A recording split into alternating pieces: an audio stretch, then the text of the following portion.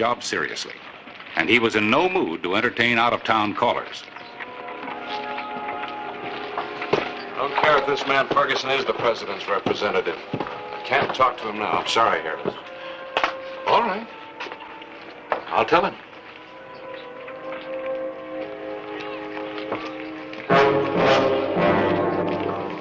Here he comes. Watch him, Joe. He's got 4 arms and a gun in each hand. It still only takes 1 slug to kill him.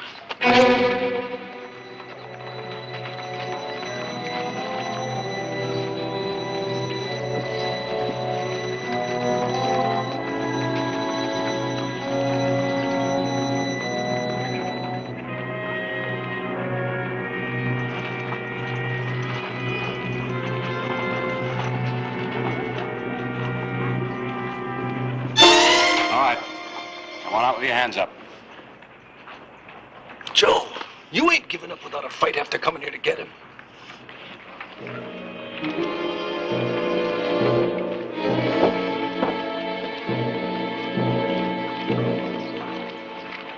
So that's Clay Hollister. Yes. Excuse me. I'll be right back.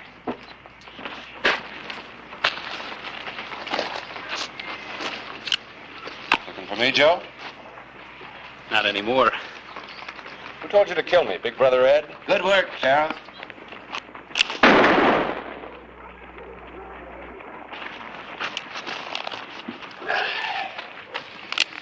All right, let's get you to jail and have the doc take a look at that arm. Sorry, Sheriff. I guess I spoke to you at the wrong time. I'm Ferguson from Washington. Yeah, I know. Editor Clyburn told me you wanted to talk to me. That's right. You almost lost your chance.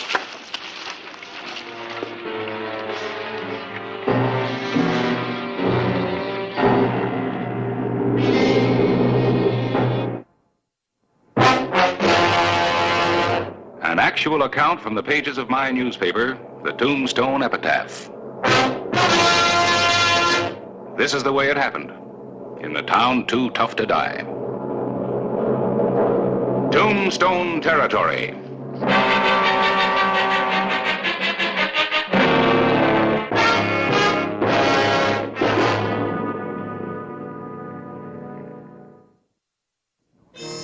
Mid-morning in Tombstone, October 16, 1882. There had already been 1 arrest, a near killing, and the Conference on Crime was in session. So, President Arthur sent me out here to investigate your mounting crime and lawlessness. He feels that Tombstone is a blot upon the entire country.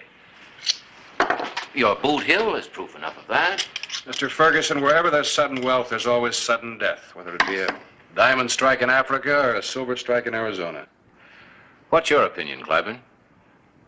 There's crime and lawlessness in Tombstone, yes. That's in the nature of a boom town. But most important, our law has never lost the upper hand. Then why should any newspaper send me all the way from New York to do stories about Tombstone? Gentlemen, you know this is one of the most notorious towns in the West. Hope you're not expecting too much, Miss Blythe. You could be disappointed. Oh, I'll get my stories. Good newspaper woman, Clay. Those were fine stories you sent up last spring from Panama about the digging of the canal. Thank you. I think this investigation will make good copy, too. Please understand, the president merely wants to offer his help if you need it. The law's getting control. How about your Apaches? You don't seem to have them under control. They're more a matter for the military. General Crook and the cavalry, although we do work hand in hand. The famous General Crook? He'd be more famous if he could catch Geronimo. They're very interested in reading about the Apache wars back east. Yeah, we'd rather read about them, too. Been wanting to interview the general. Just can't seem to get down to Fort Huachuca at the same time he's there. That's where General Crook is now? Or somewhere in the mountains. Pretty treacherous country.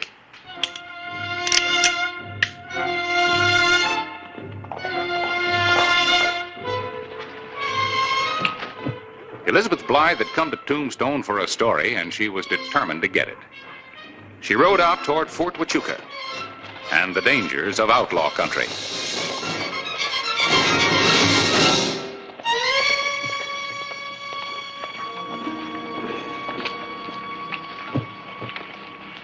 Where's that lady going, do you know? Fort Huachuca. Try to find General Crook. Fort Huachuca. I'm Ferguson, special investigator for the president. Get me a horse, will you? I'd like to see if I can head her off. Why, yes, sure. I got one already. Thanks.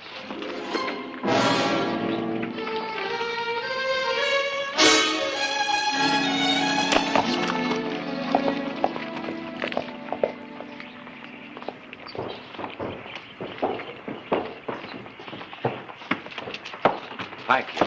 Would you give this message to the telegraph operator? I'd like Fort Huachuca to send a cavalry guard to meet Miss Blythe on the road. I sure will.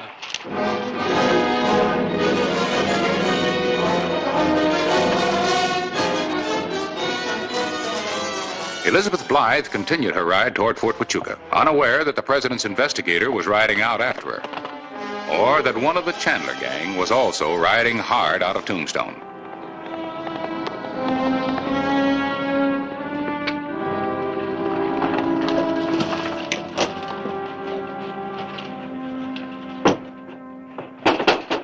Open up, Ed.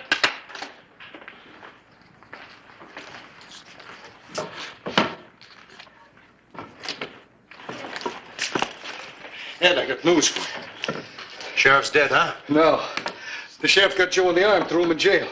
Jail. You stood around like a bum on a log? Lad, there weren't a thing I could do then. Ed, wait a minute. Don't you want to hear the news? What news? About that galoot from Washington. What about him? He was sent here by the president to keep an eye on Tombstone. He's headed this way right now, chasing after some gal newspaper reporter from New York. Yeah. I like that.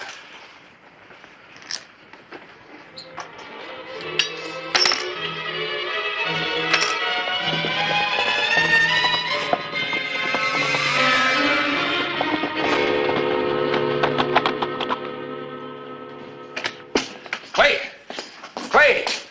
Yeah? Ferguson and Miss Blythe are gone. Oh, back east? No such luck. They both rode out toward Fort Huachuca.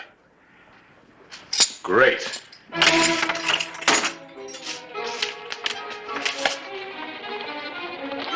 The Chandler gang had a plan to intercept the two riders on their way to Fort Huachuca. Clay Hollister sensed trouble and rode against time.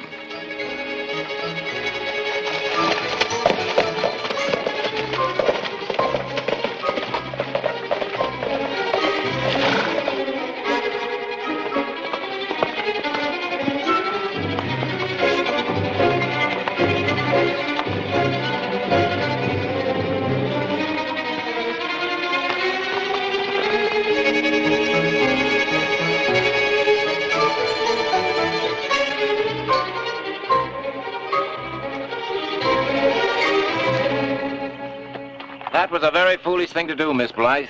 You should have told us your plans. Well, I'm not that foolish. If I were, I couldn't have left Tombstone. I'm going on to get my story from General Crook.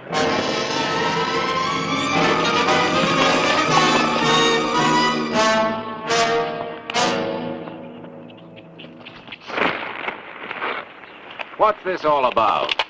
The boss got lonesome, wants company. I don't think he'll want mine. Do you know who I am? That's the reason he wants to see you. The young lady there may get a good story. It'll be about you.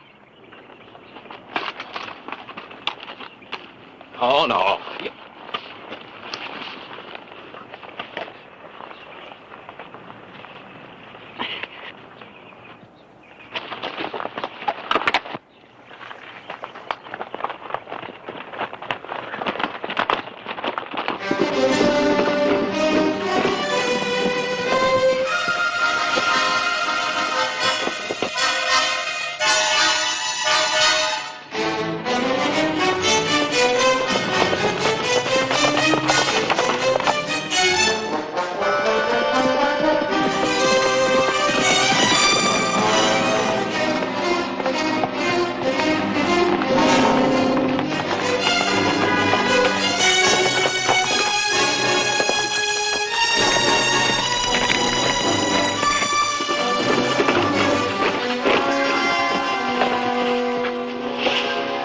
Wait here for me.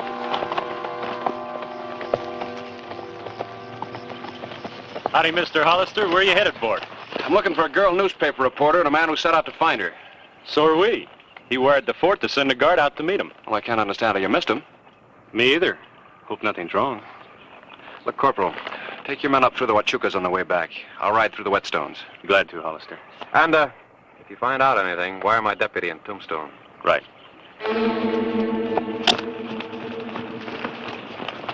Ho!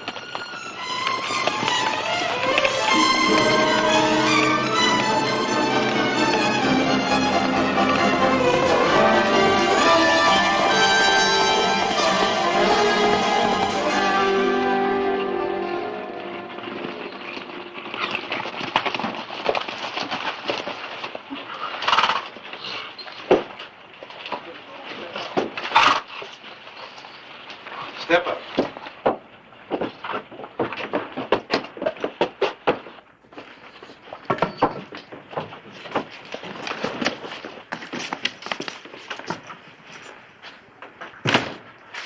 Gonna get a drop by, mister. You too, miss. You'll be doing some dropping yourself. From a scaffold. That's big talk, mister. From an hombre in your fix. He has every right to talk big. He's speaking for the United States government. I know. Sent by the president. That's why I brought him here. I have a small favor to ask of a big man. What's that? My brother's in jail in Tombstone. The sheriff shot him. You're going back and release him. Your brother's in no condition to travel, Chandler. He'll make it. I refuse. Mister, you're in no position to refuse anything. We'd better go back to Tombstone and do as he asks. Not you, miss. You're staying here till my brother shows up. I'm not leaving here without Miss Blythe.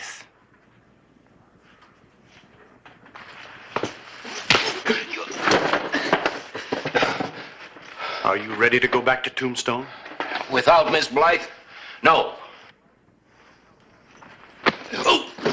Please, you've got to do as they say. I want my brother here within 6 hours. And tell Hollister that if he makes one move that looks like a double cross, we clear out for Mexico. With the little lady. In that case, I guess I have no choice. Put the blindfold back on him. Take him back where you picked him up. Then he's on his own.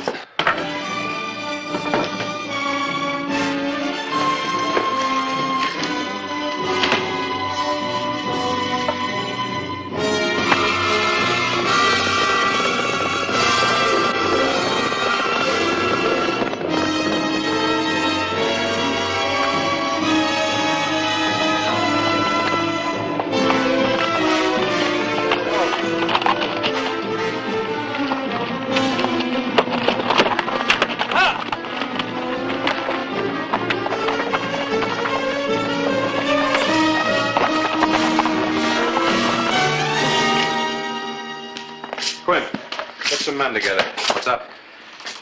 Ferguson and that girl, Miss Blythe, disappeared somewhere between here and the fort. How many do we need? All we can get. Ferguson? Where's Miss Blythe? She's with the brother of the man you shot and arrested. His men picked us up. He's holding her prisoner. Ed Chandler. Sit down. How did you get away? I'm supposed to tell you to release his brother and get him back to Chandler within 6 hours. Or they take Miss Blythe to Mexico. We've got less than 3 hours to get his brother back there. Back where? That, I don't know.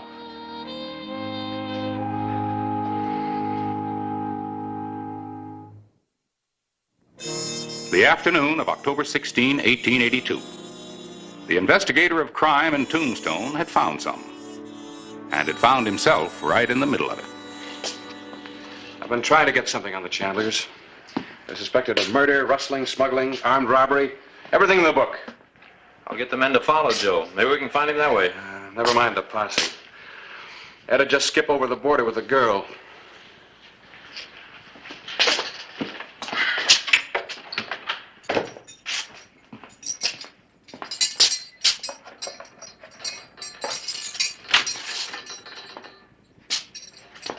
Feel like taking a ride?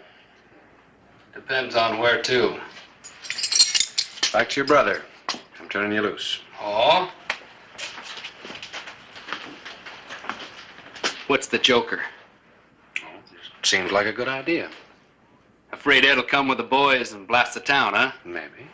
Or maybe you think you're gonna follow me and find Ed, huh? I'm not going to follow you. I'm going to take you. All right. There's nothing I'd like more than getting you within range of Ed's guns.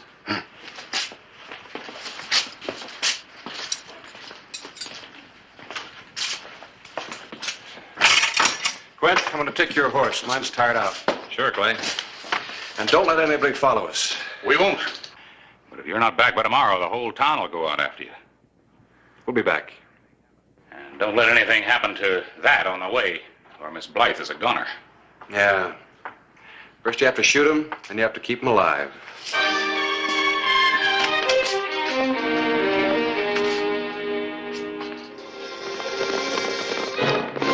The life of Elizabeth Blythe depended on delivering Joe Chandler before the 3-hour deadline had passed.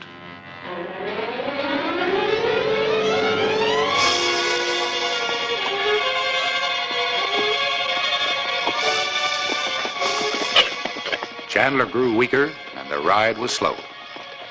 Time was running out.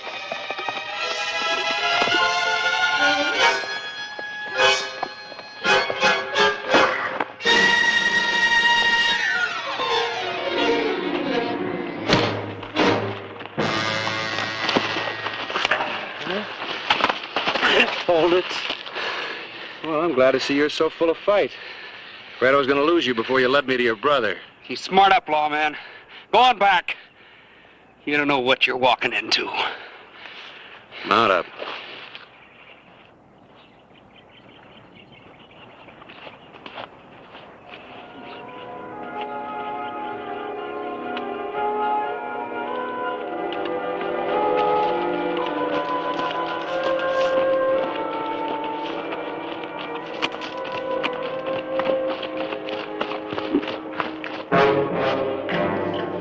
I guess we better get ready to ride.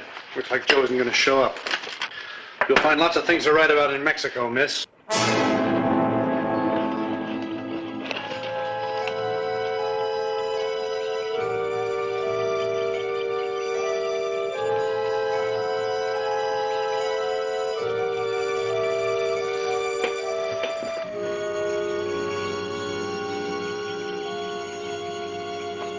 Chandler!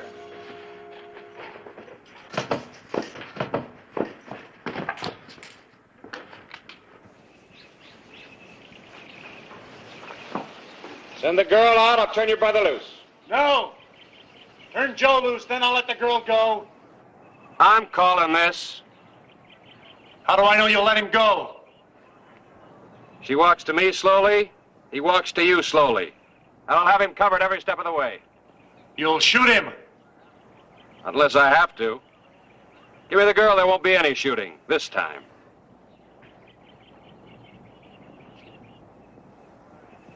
All right.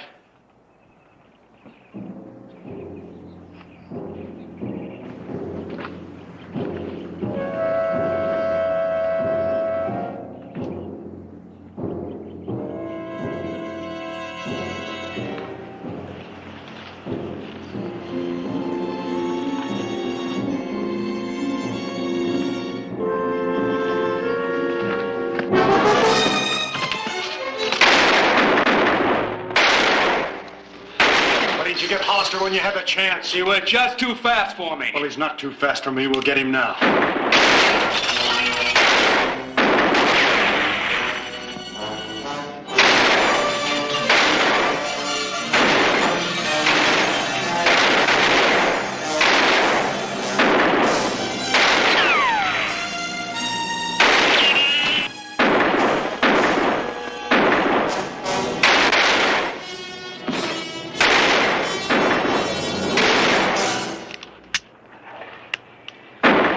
I helped start all this. I'm sorry. Stay down. Here, make yourself useful. Keep him pinned down. I'll go get him from the back.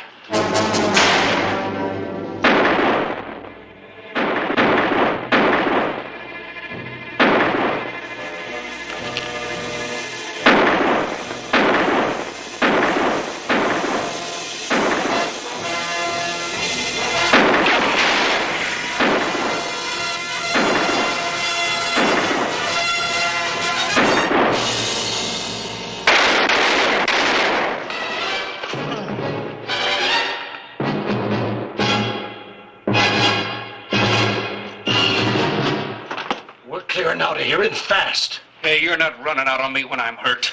It'll blast you. Ed's dead, and you know it. He ain't dead. He'll be back. He just gunned down Hollister. I know he did. Then where is he? You wait for him.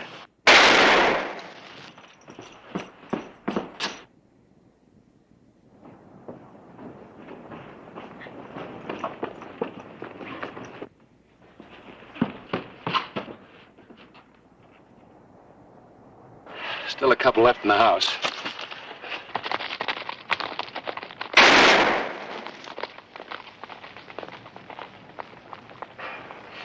Come on out, Joe. You haven't got a chance. Men are gone, your brother's dead. You're lying. He ain't dead.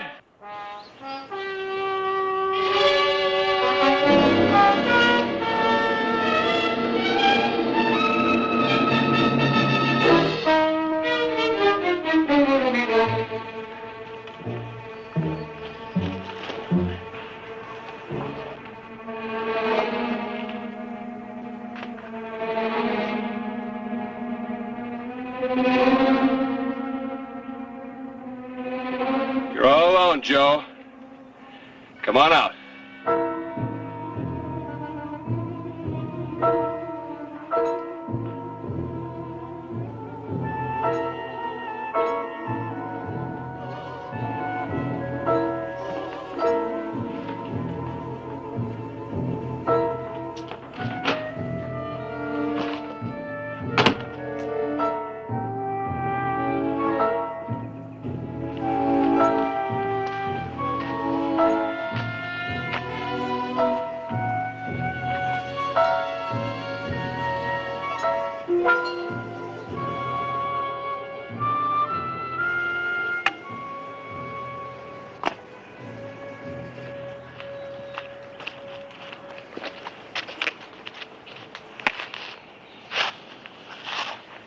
How are you at writing obituaries?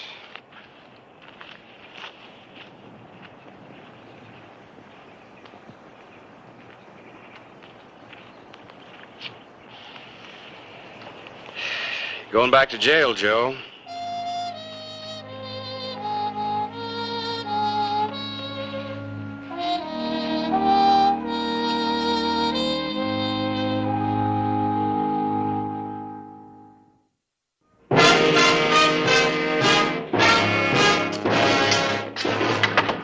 How long did it take you to run down Pete and the other one? Wore out 2 horses, but that takes care of the Chandler outfit. I won't need keys to keep the ones up on Boot Hill out of trouble. You don't like your job, Sheriff. I don't like killing. Hollister, I came out here to report on the crime wave in Tombstone. Yes, and when you interrupted an arrest to tell me that, Joe Chandler almost killed me. I'm going to report that there is crime, a lot of it. But it's being held in check. I'll second that. My recommendation will be absolutely no interference by federal authorities. And you know how I'm going to back that up? How? By leaving for Washington myself on the first stage. Mr. Ferguson, have a good, safe trip. Thank you.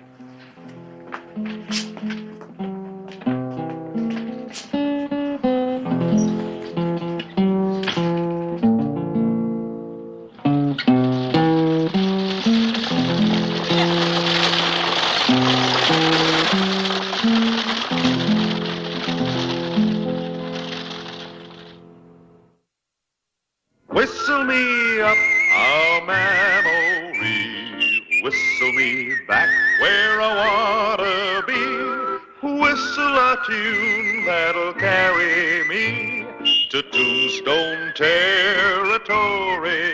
If your past has run afoul of the law, it's a handy place to be. 'Cause your future's just as good as your draw in Tombstone territory.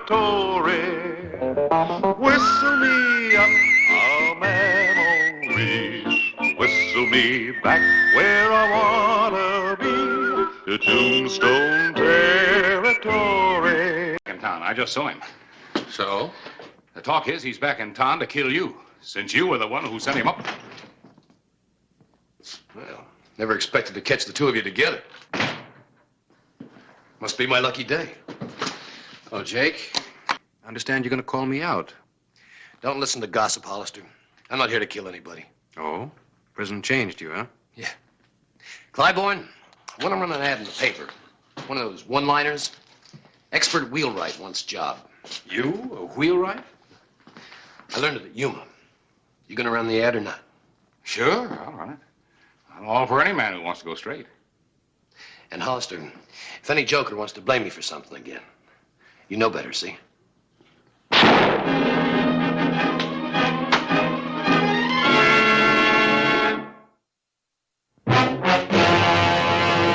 An actual account from the pages of my newspaper, the Tombstone Epitaph. This is the way it happened, in the town too tough to die. Tombstone territory.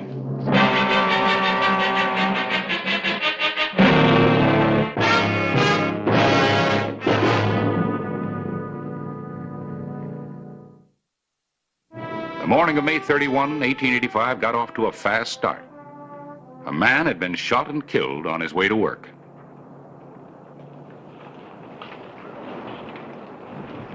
Find anything? Yeah, just that Bert was on his way to work. The killer waited for him to get by and then shot him. Must have stood over there. How do you know? Well, the ground's all mussed up, like he got fidgety waiting. Well, here's a slug Doc Cunningham took out of his back. Not much to go on. Great. Can't be more than a couple of 138-40s in town. Old Bert Henry. Who'd want to kill him? Maybe Harry Dunbar can give us something to go on.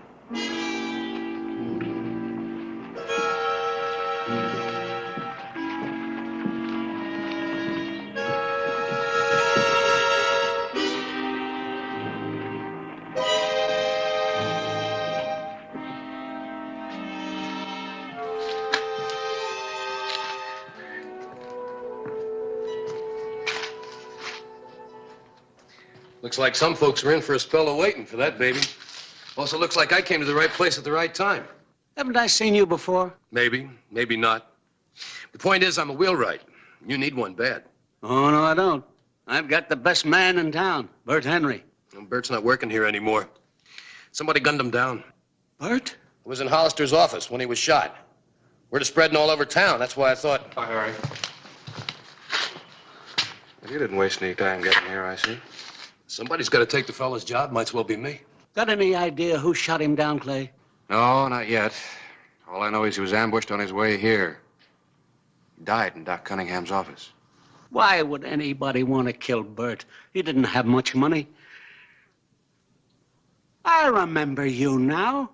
You're Jake Conroy. You're a gunslinger. Well, I don't want any thugs around my place. Shove off, Conroy. Now, Mr. Dunbar, I wouldn't take that tone. You're in a jam. You need me. Hollister, tell him I'm in the clear. That's right, Harry. He was in my office when it happened. He couldn't have done it. He was telling me that he spent his time up at Yuma learning to be a wheelwright. I don't think that I could ever trust an ex-con. Mr. Dunbar, have you ever been in prison? Of course not. Then you don't know what it takes for a man to buckle down and learn a trade late in life. To tell himself he's going to go honest and above board. All right, Conroy, I'll give you a break, but I warn you, the first false move and you're finished. It's a deal, Mr. Dunbar. And in a week, you'll be begging me to stay.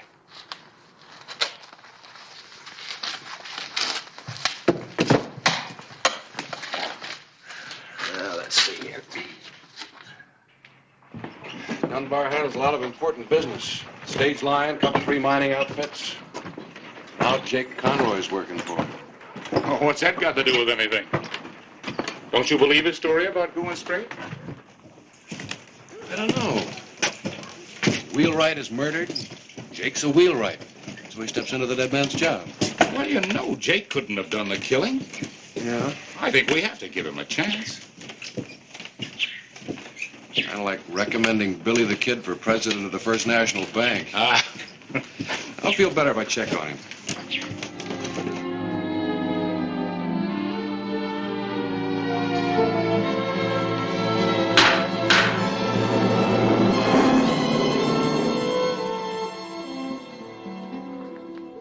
Don't seem warped to me. Looks like a fair to middling job. What do you want? George West been in? The West Consolidated Mining Company? What about him? When he comes to town, he leaves his buggy here. Saw him on Allen Street. No thing about it. Well, you work here. You know the customers. I'm not in the habit of giving information to strangers. Now get out of here. Come on. What's the trouble? Get out. What was it, Jake? Just a bum asking questions. Ain't like his looks, gunslinger type. Look, told you I'd have her finished by quitting time.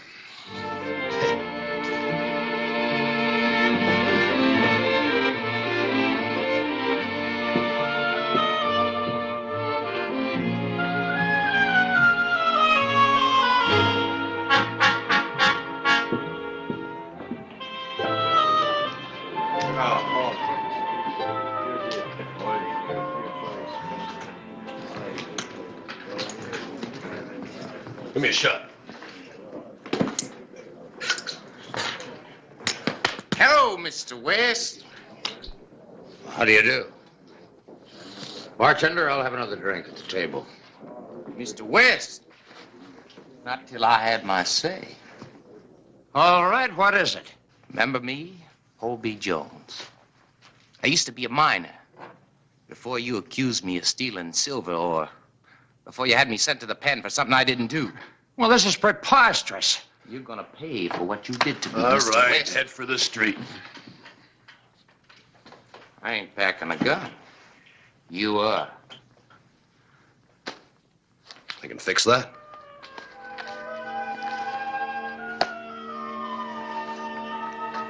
Now, are you going to go out in the street? I ought to break you in two. But I'm a peaceable man. I'm giving you one last chance to go out in the street. You ought to break me in two. But you're yellow. Somebody better go to the sheriff. Yeah. Let Hollister pick up the pieces.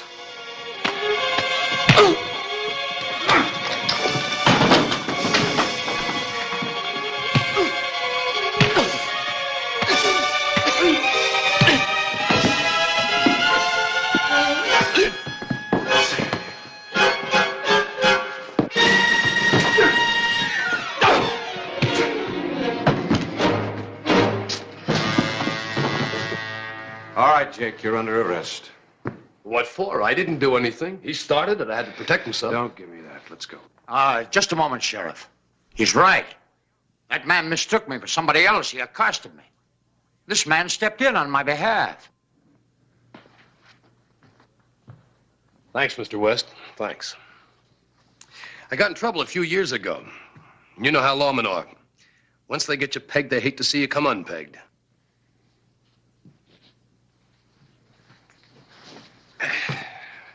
Mr. West, you want to prefer an assault charge against this man?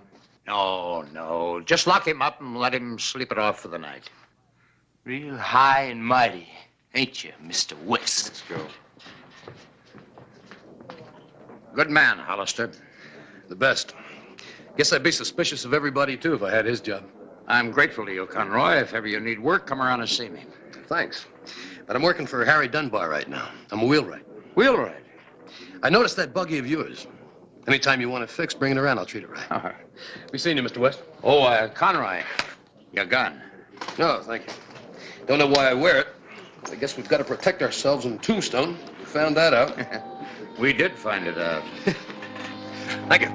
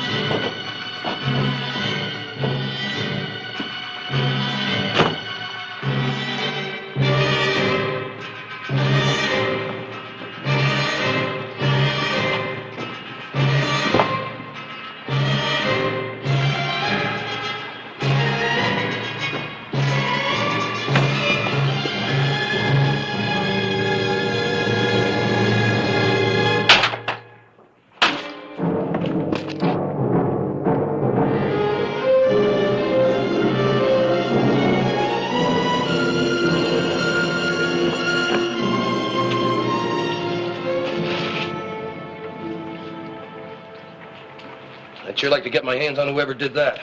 You better report it to Hollister. I intend to. First, I have to be sure if you can repair it. I'll make it like new.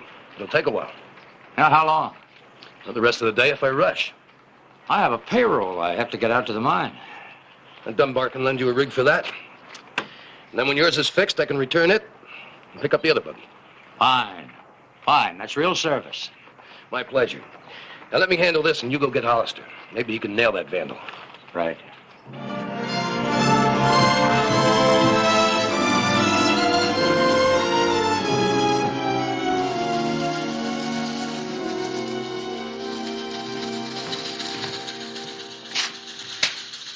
Hello, Jake. Hello, Hollister. Anything you can tell me about Mr. West's buggy? Yeah? 2 spokes busted, done with something heavy, I'd say, like a sledge. Straight grain dash. Nothing but the best for this job. You know who did it, of course. No, you tell me. The Hobie Jones. Maybe. Oh, no maybe about it. Takes a bad man to break up something as beautiful as that buggy. You learn about a man when you fight him. He's a bad one. That's like a twin sister, huh? I don't know. What do you mean you don't know? You ever see a better matching job? I wasn't talking about the spokes. I was thinking about something else. Something else? Yeah. I'll see you later.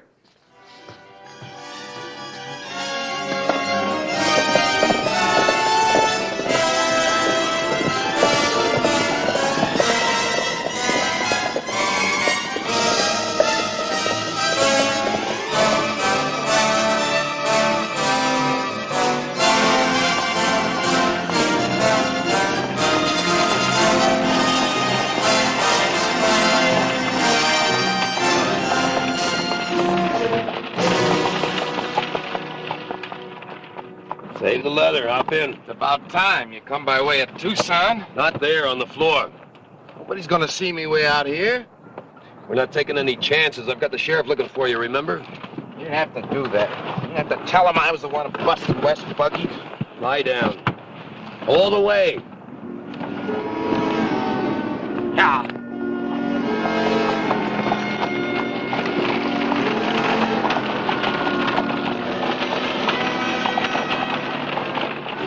Boy, this is sure a sweet running chariot.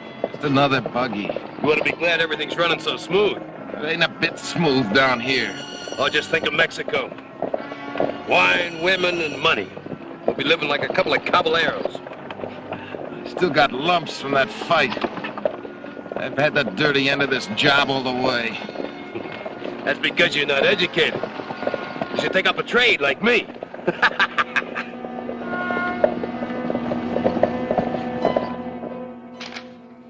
Oh, it's the report from Yuma on Jake Conroy. Well, what do you know? Jake was a trustee. Exemplary conduct, learned to trade. At least he gave us a straight story. Released May 1st, along with an inmate by the name of Red River Tom. Left Yuma together, heading east. Uh-oh, listen to this.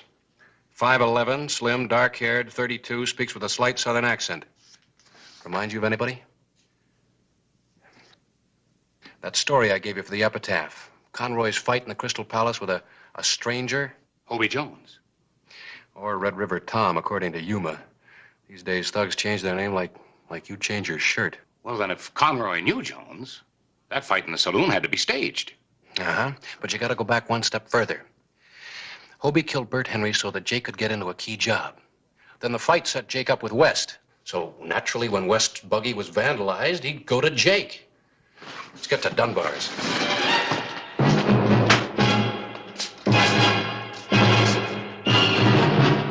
Harry, where's Jake? Oh, he's out, delivering the buggy to Mr. West. At the mine, I suppose? That's right. He'll be back soon. No, Harry. Not unless we drag him back.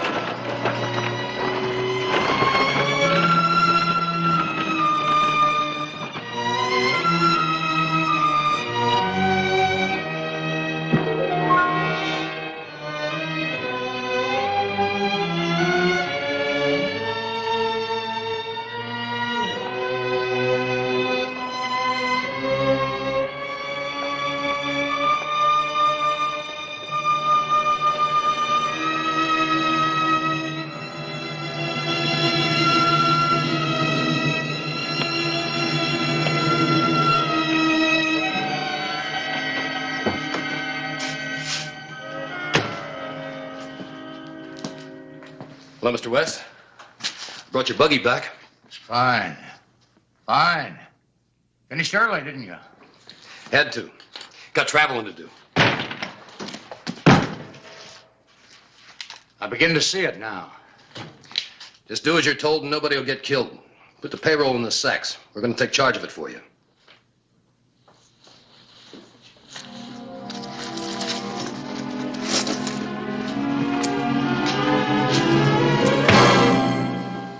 That wasn't necessary. Yes, it was. Truss him up, Hobie. Make it fast. We've got to move. We'll take the good buggy. We're rich now. We're not going to ride in a livery stable rig. How about the guard at the gate? The boss will be driving.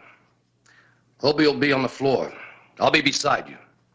Any false moves and you get 2 slugs, one in the back and one in the belly. Now, let's go.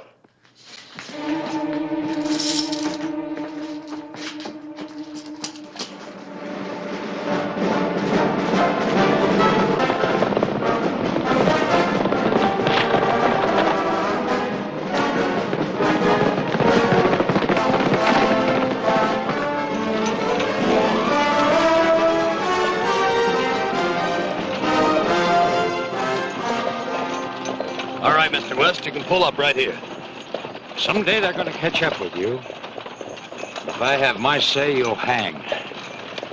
Pull up, I said. Oh, up! Now go on, get down. So you can put a bullet in my back. What's a murder charge against you? Get down.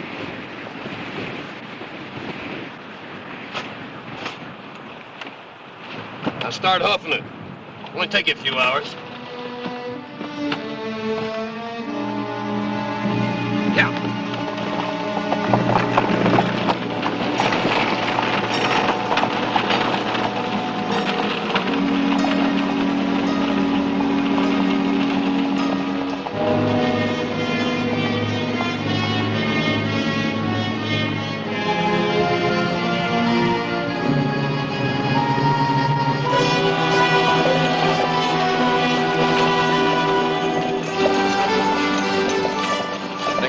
We hit, we better trade this trap for a pair of fast horses. Get rid of this fine buggy? Not a chance. Running out of road. Look, I know what I'm doing. Once I drove a herd down this trail, clear to Mexico. When the guard gets to town, Hollister will be aboard the fastest horse he can find. Look, who planned this? You did? Everything's gone fine so far, huh? Yeah. All right, then.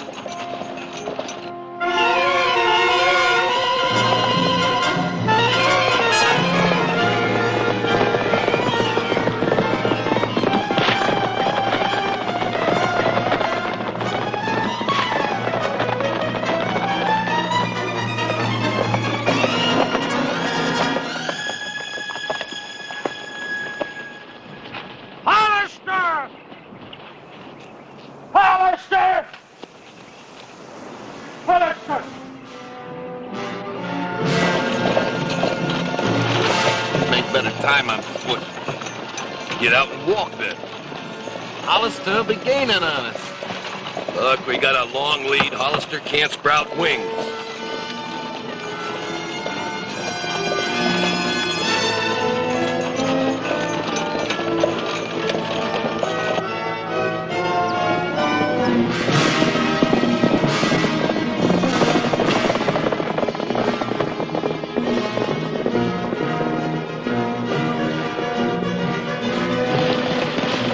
This is more like it.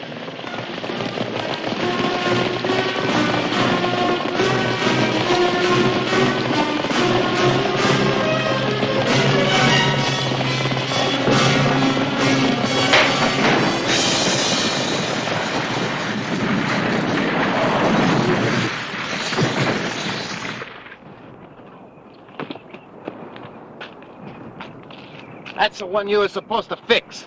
I told you to knock out a couple of spokes, not weaken the whole wheel. No matter what I done, it's up to you to fix it. It's up to you to fix Bird Henry, not to kill him. Right, all right. We're just jabbing at each other. We gotta get out of here.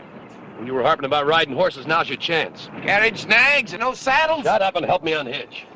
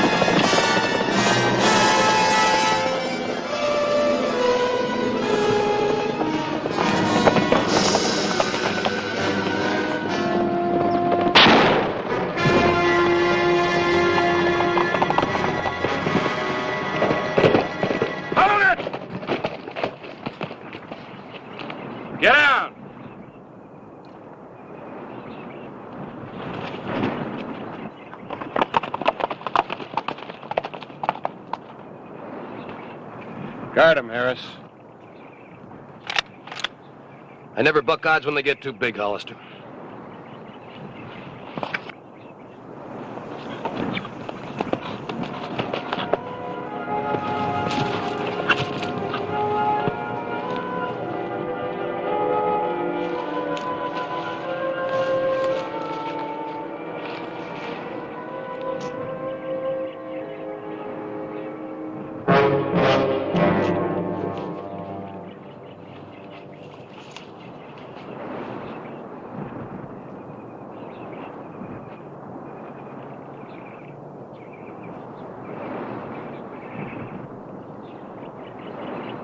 He's dead. Too bad. 3 men could do a lot with 50,000. How about splitting it 3 ways? You can never make it come out even that way, Jake. Harris, get his gun.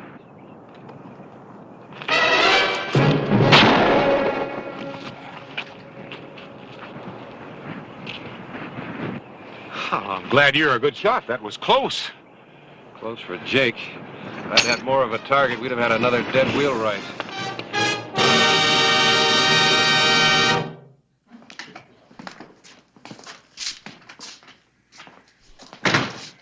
Hold it here.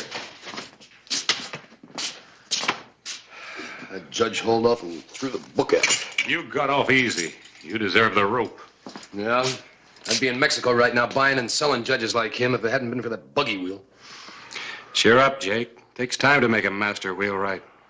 You'll have that time up in Yuma. The rest of your life.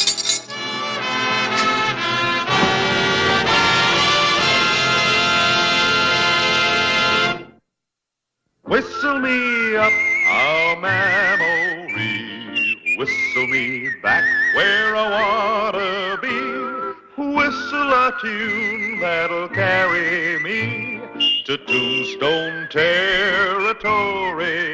If your past has run afoul of the law, it's a handy place to be, 'cause your future's just as good as your draw in Tombstone territory.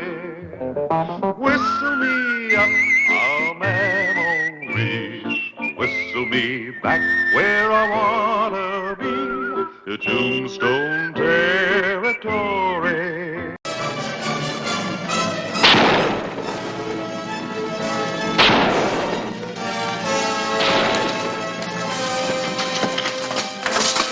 Dexter, find the shop.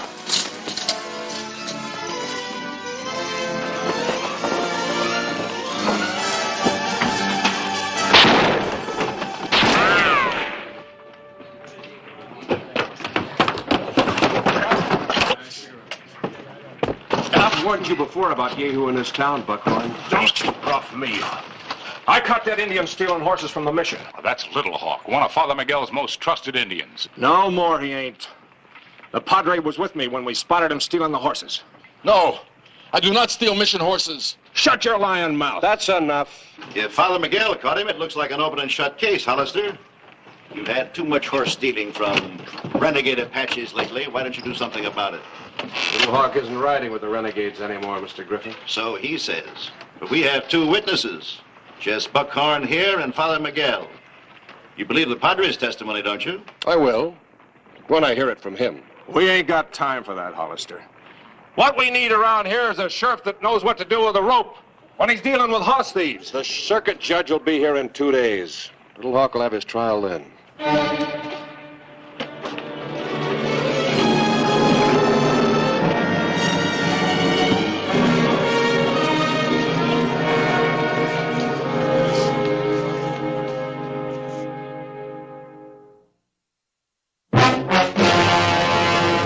An actual account from the pages of my newspaper, the Tombstone Epitaph. This is the way it happened. In the town too tough to die. Tombstone territory.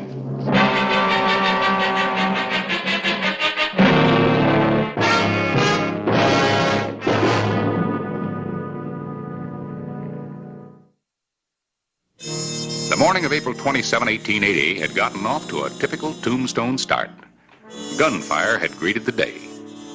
But this time, nobody had been killed. Thus far. You're a lucky Indian, Little Hawk. Buckhorn's a good shot. We're lucky, too. If that gunslinger had killed Little Hawk, we might have had some real Indian trouble. Yeah, we might not be out of the trouble yet. Griffin was right about one thing. Ranchers have been losing a lot of horses lately. I tell you again, Sheriff Hollister, I do not steal mission horses. I was only taking them to better pasture. We'll see. It is the truth. Buckhorn lies. Somebody's lying. I gave my promise to Padre Miguel to try to learn the good life. I would not take back that promise. I would be what the white men call an Indian giver. That's right, Little Hawk. You would be.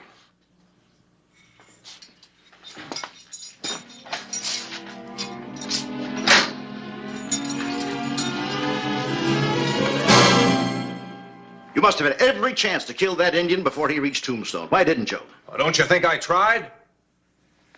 That Indian knows every trick in the book.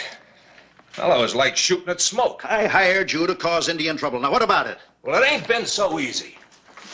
Those renegades have been awful quiet lately. Till Little Hawk decided he wanted himself some nice, fat mission ponies. Father Miguel actually saw him taking the stock? Plain as day. Little Hawk thought the Padre was having a siesta. So he rounded up 6 of the best ponies and was moving them out as I rode in. The Padre came running out when he heard the ruckus. The Padre is bound to tell the truth as he sees it. Perhaps it's just as well you didn't kill Little Hawk. You gonna let that Indian go to trial? No. Now the whole town thinks that he's guilty. I'll play that up. We'll have a lynch mob.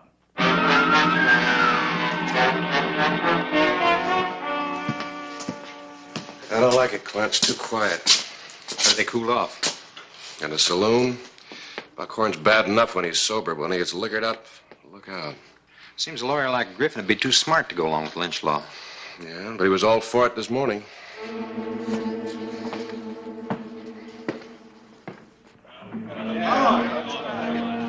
I agree with you, lawyer. It's about time we did some of this ourselves.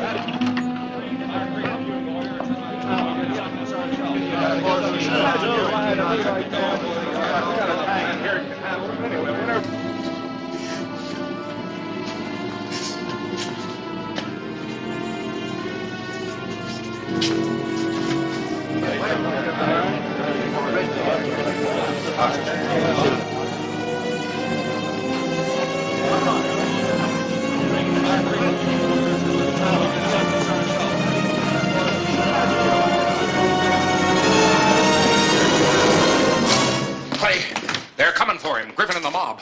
Oh, great. Looks like I guessed wrong. Yeah.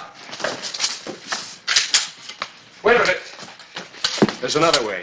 Quint, you and Dexter go out the back way and get our horses. Right, Clint. What are you going to do? Little Hawk came from the mission. He's going back there. You think you can hold him off until we get away?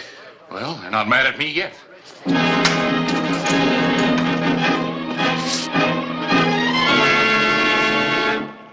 Hollister! We want Little Hawk. Bring him out here. Bring him out.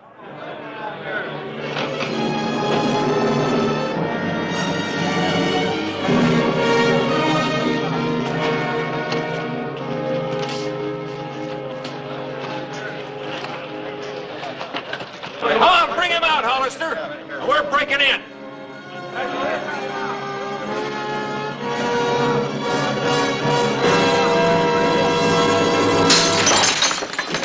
Hollister! We want Little Hawk.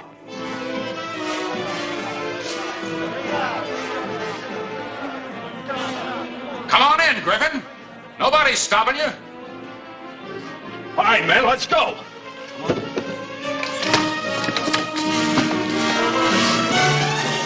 What are you doing here, editor? Just reporting the news, Buckhorn, as it occurs. I've got a fitting headline for tomorrow's edition of the Epitaph. Lynch law returns to Tombstone. Thanks to one of its leading citizens, attorney Fred Griffin, this edition marks the probable death of a town once called Too Tough to Die.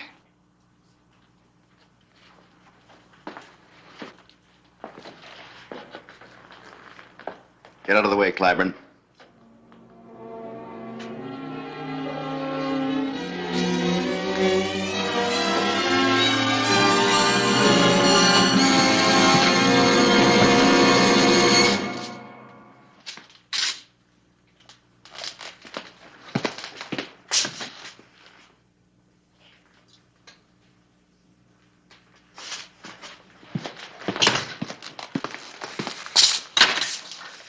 They're gone. Where are they? I thought you were the one with all the answers, Griffin. All right, Clyburn. Hollister wins the first round, but Tombstone's going to have a new sheriff, and I'm going to see to it, personally. And another thing, editor. Hollister has to bring that Indian back to Tombstone sometime, and when he does, we're going to finish what we started here. You understand? Come on.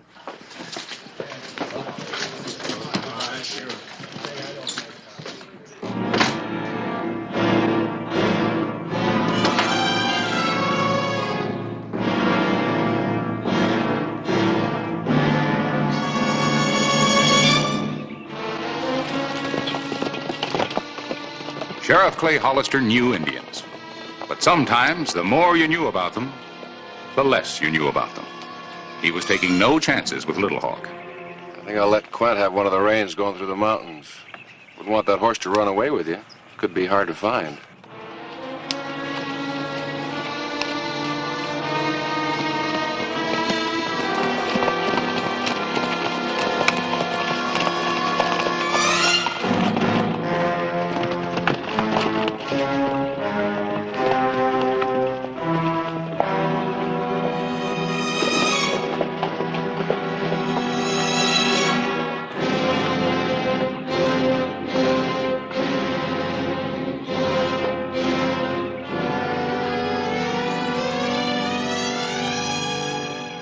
Sheriff Hollister, welcome.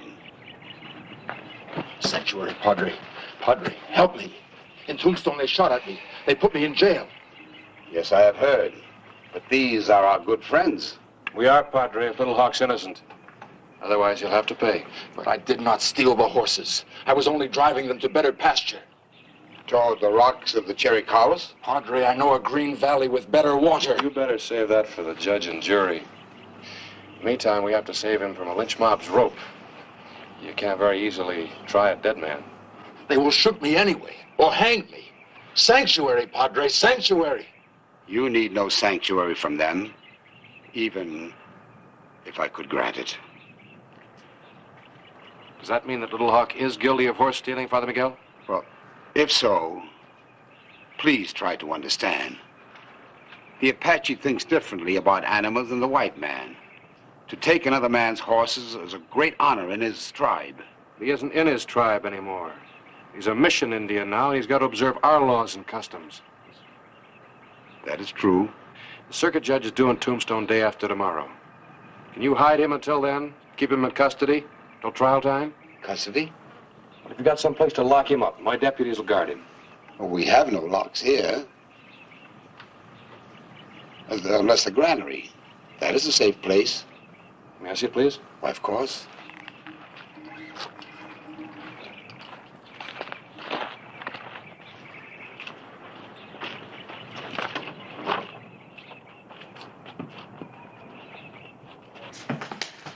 This is the only door with a key. Without it, my Indians would eat all of the grain in one day. I guess we all have our troubles, Padre. Yes. Little Hawk, I'm holding you here until your trial. Thank you, Sheriff Hollister. I will not forget what you have done. Yeah. Just don't give the Padre any trouble. And make sure I'm leaving my deputies here. They will be welcome guests. Thanks, Padre. In case you need them.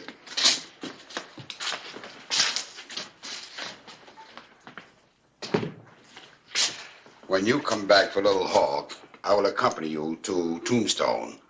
I will do all I can for him. I know you will. And it's in the hands of the court. I understand.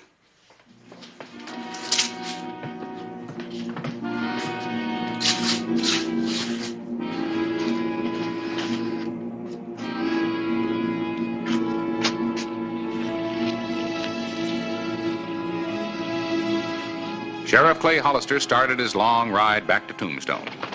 For the time being, he had saved a life. That was one of the sheriff's sworn duties.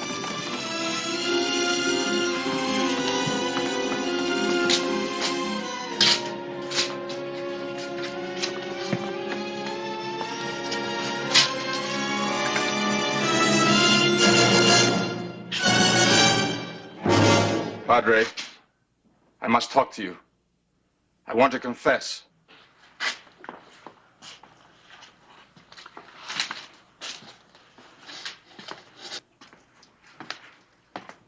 Yes, my son. Padre, help me. Tell the judge you were wrong. That I did not steal the mission horses, but was driving them to a better pasture. Well, it will be up to him to decide if that is true. I will help you all I can at the trial. There will be no trial, no judge, and no rope. Drop the gun! Drop it! Drop it or he dies! Move!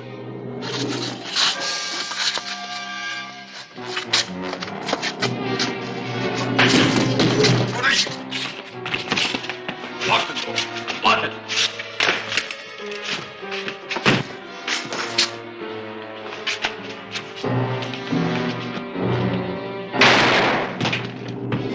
No door!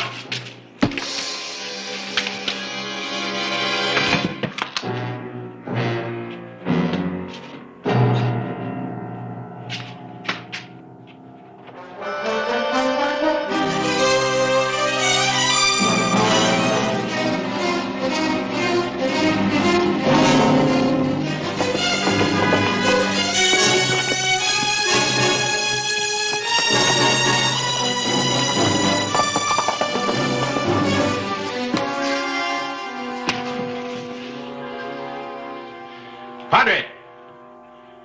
Padre! The keys! The keys, Padre! Right there on the floor.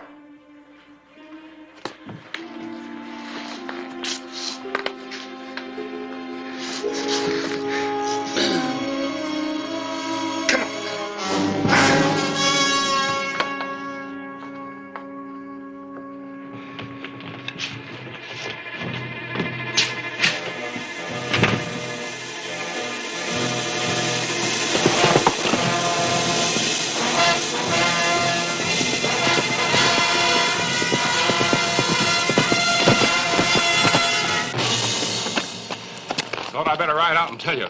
They're after your scalp in town. They want a new sheriff. Who's they? Griffin, Buckhorn, and the mob? They just want a quick hanging or another Indian war. And I'm not a...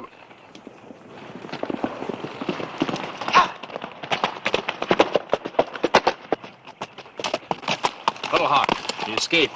Shot Dexter and knocked out Father Miguel. He said he wasn't an Indian giver. Let's go.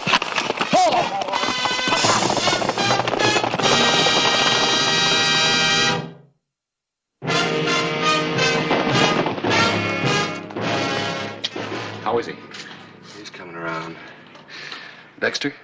Not so good. Tried to stop him. I know you did, Father. Do you have any idea where he might have gone?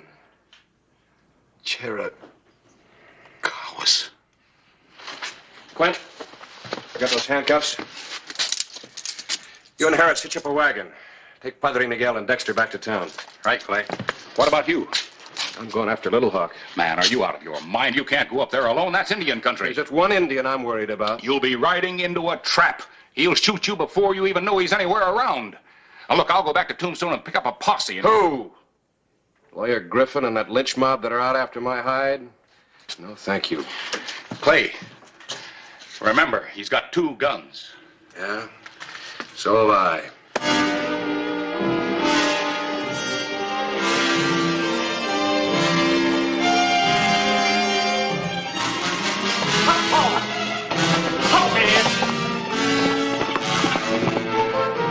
Little Hawk was headed to the Chiricahuas, the mountains where bands of marauding renegades defied the white man.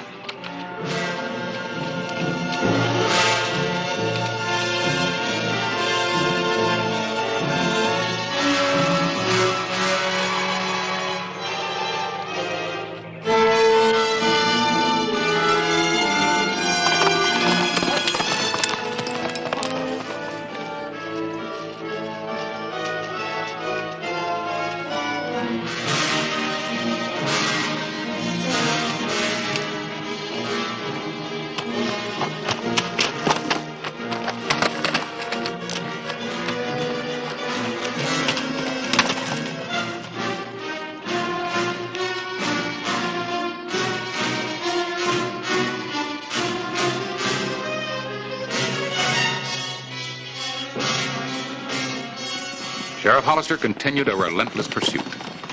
Little Hawk finally arrived at a vantage point in the mountains where he could rest and wait and kill.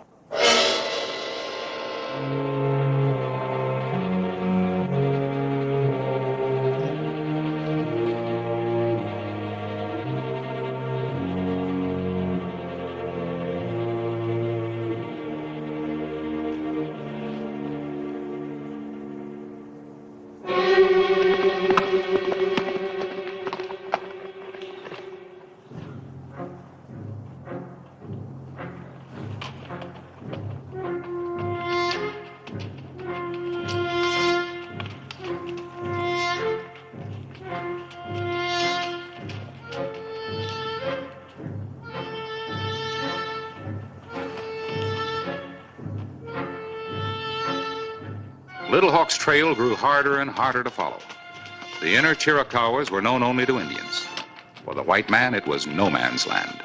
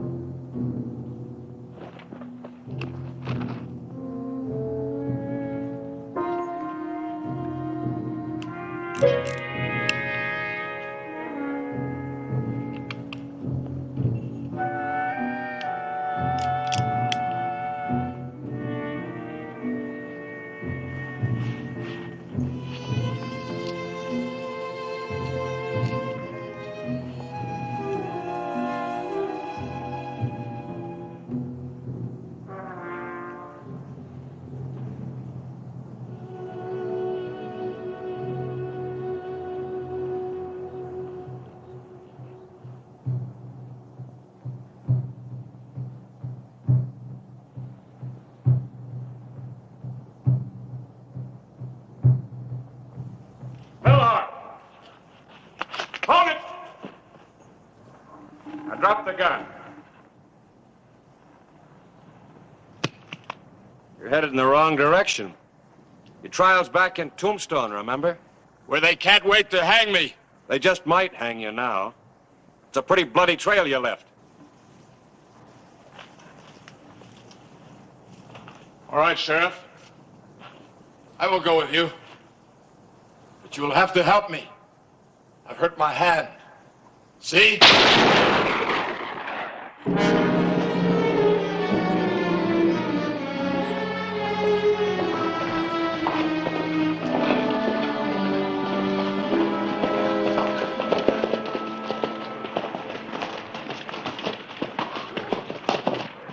So you decided to bring him back, huh, Hollister? Hold it! You want me, Buckhorn? We're not taking any chances this time, Hollister. We're all agreed there's going to be a hanging. Now. So I'm taking that horse thief and killer.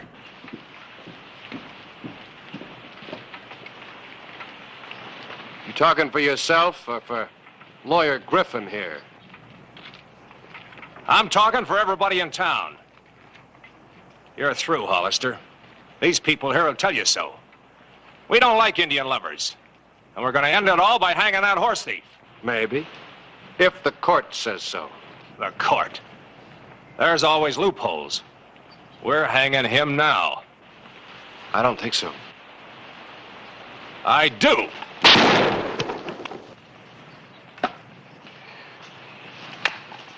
Looks like Little Hawk's going to have some company in jail.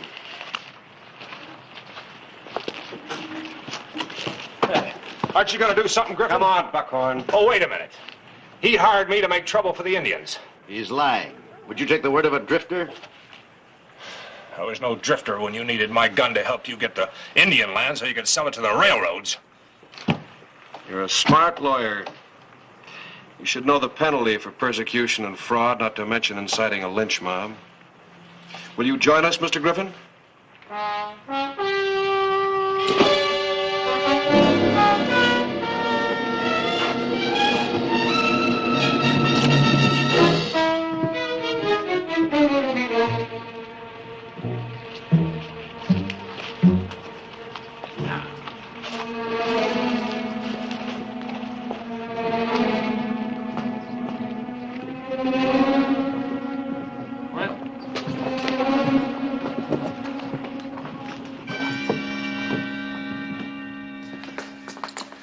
What about Dexter and Father Miguel? They're all right. Both be as good as new in no time.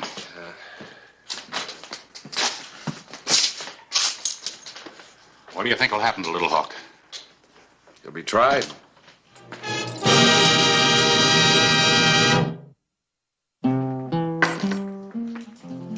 You first put it on, everything seems so simple. Crime, justice, black and white. And? Then you have to protect a horse thief. Save him from a mob. That's as it should be. Yeah? In the meantime, a padre gets clubbed down, one of your own deputies gets wounded. But nobody was killed. And many might have been if you hadn't moved your prisoner. You and your deputies couldn't let that mob take him. Harris, you're a great comfort to me. You just need someone to talk to. No. No, but sometimes my conscience does. How about some dinner?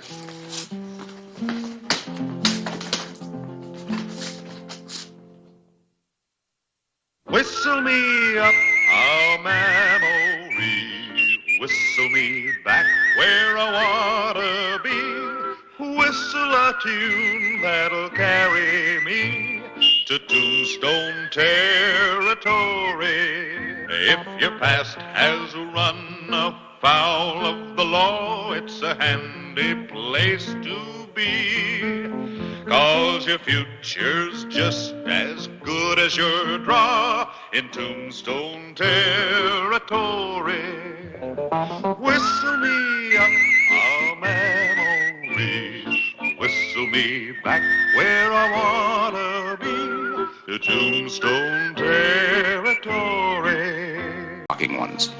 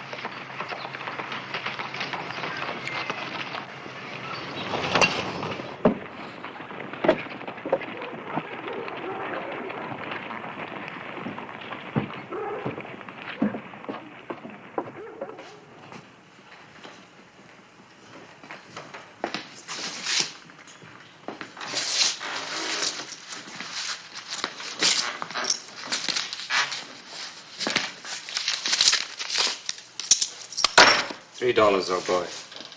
That should pay for running that item in your paper. Ronald Cedric Browning, 33, esteemed citizen of Tombstone since 1880, died Tuesday of gunshot... Died Tuesday of gunshot wounds as he was attempting to protect an ore shipment from his mine located... April Fool's Day was last month, Ron. Printed. I'm paying you. Well, I can't print anything that I know isn't true, Ron.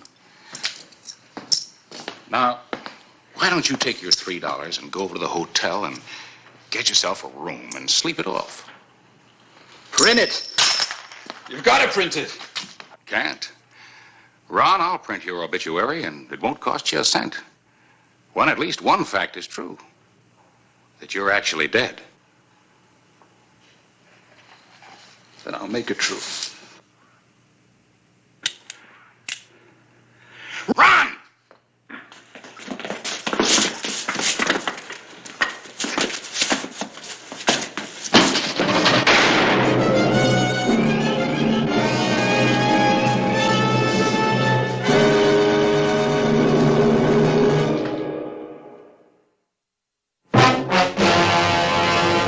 An actual account from the pages of my newspaper, the Tombstone Epitaph.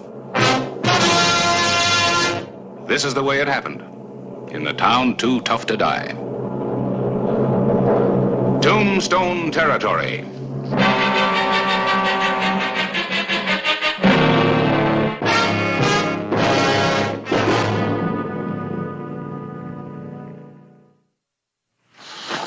You all right? Yeah, think so.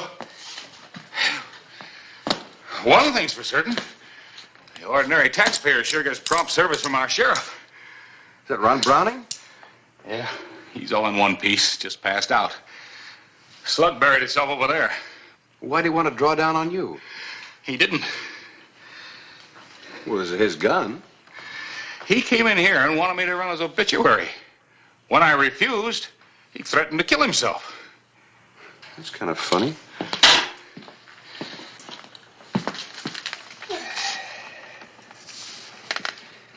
He tell you why? No. First, I thought he was drunk and trying to play a joke.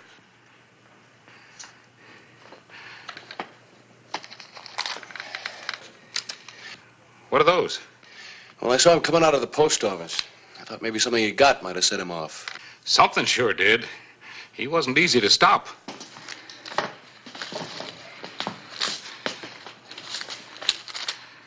From a lady? Devotedly gay. No matter how busy you are, 3 years is too long for a girl in love to wait. So I've taken a boat to Boston, and I'm coming to Tombstone to you. Yeah, she arrives on the noon stage tomorrow. If you ask me, you better lock him up till she gets here. Maybe he just doesn't want to see her. More likely, he doesn't want her to see him. Well, I can't jail him for that. Look, he's no tramp, Clay. Comes from a good family, educated. When he sobers up, could be all he needs is that girl. All right, Cupid. I'll see that the county boards and lodges him.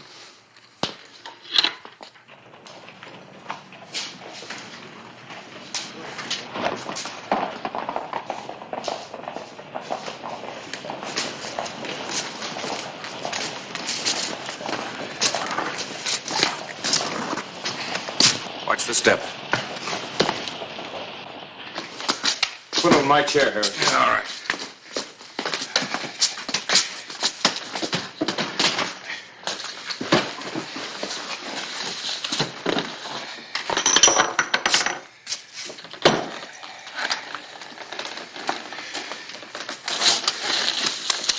Easy.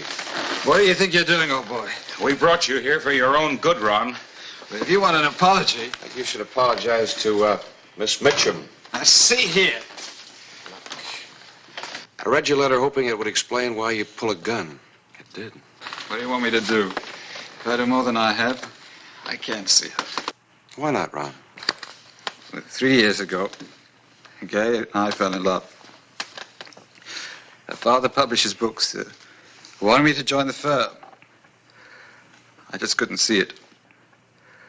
I'd inherited nearly £1,000, and Gay and I decided I'd come over to Canada. Start a ranch. And Gay would come over later. Everything was fine until the winter. The worst in 20 years. Wiped out. Is that when you moved down here, Tombstone? I wrote Gay that I'd sold the ranch, bought a mining claim here. A big man now, very successful. Oh, Lord. Gay thinks I'm about the biggest man in Arizona. 10 full feet tall. That's me. That's why. But a girl who would come all this distance just to be with you, Ron, deserves more consideration than this. Nobody ever won a fight by running away from it, boy. It's not for me. Make her think I'm dead. I'm just as good as dead now, anyway.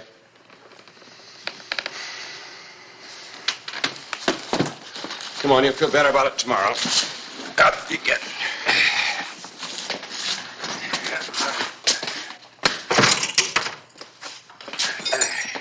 All right. You can't make me see gay. We'll talk about that when you're sober.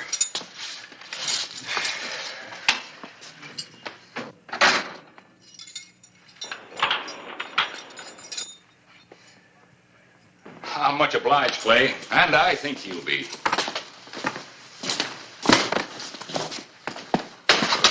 I cop, Sheriff. Wanted in Flagstaff. Where'd you find him? In front of the bank. The bank, huh? Well, we'll let him use one of our vaults until Flagstaff sends for him. Better make it quick. I ain't staying long. We'll try to make you comfortable. I'll be comfortable when I shoot that star off your chest and off of every lawman.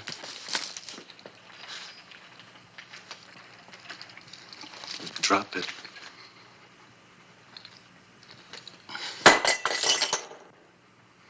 You're tough, huh? I can be. Now, pick it up.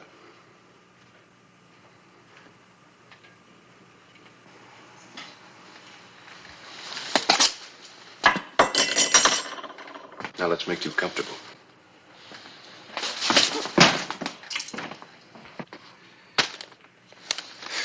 Suit, hat.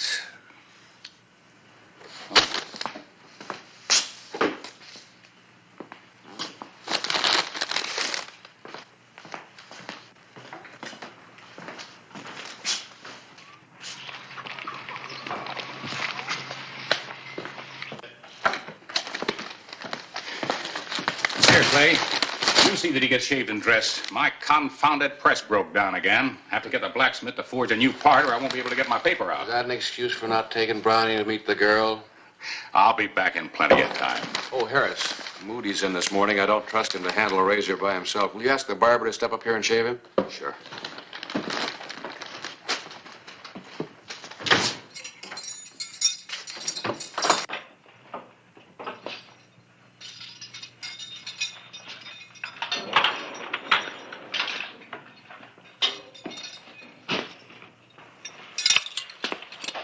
New clothes, Ron. Put them on.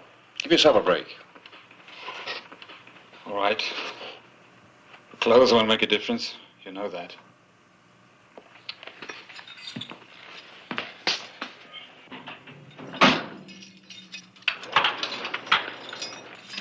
Let him out, Sheriff. Let us both out. Save you a lot of trouble later.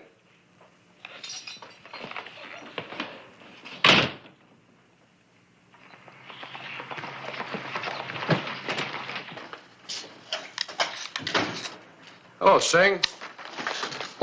Customer's all ready for you. Sing Lee ready for the customer.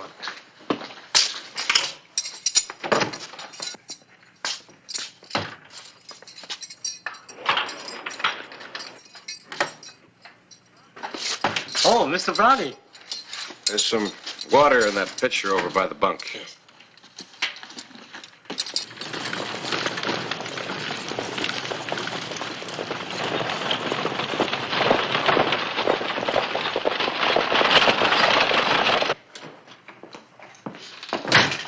Sheriff? The noon stage from Santa Fe you waiting for? Yeah? I just saw it. Looks like it's going to be about 10 minutes early. All right, Quint, you stay here and see that Sing Lee has no trouble. And after Browning's been shaved, bring him over to the hotel. I'll pick up the girl. Right. Oh, and when you deliver him, make sure he looks 10 feet tall.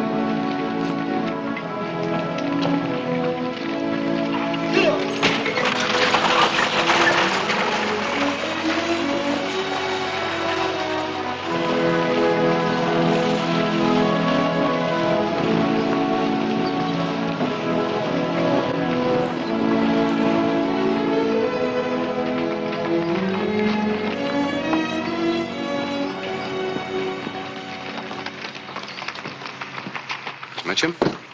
Yes, I'm Miss... Oh, I say, is something wrong with Ron? Oh, Badge? No, Ron's all right. I'm a friend of his, Clay Hollister. He asked me to see that you got to your hotel all right. Oh? Ron's tied up. Business. Is that all your luggage? Hotel's just down the street.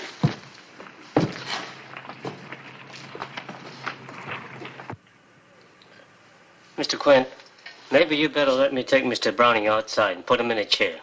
Sure, anything to hurry it up.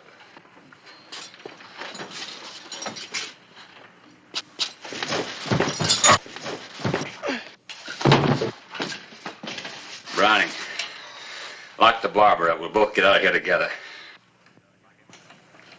Lock him up, I said.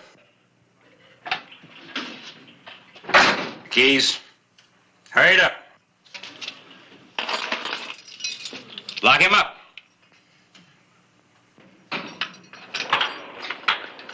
Come over here and unlock this one.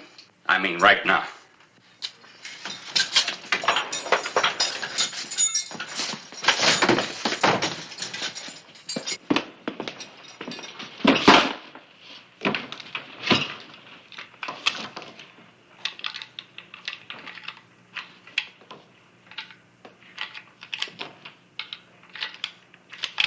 Here. 2 guns are better than one.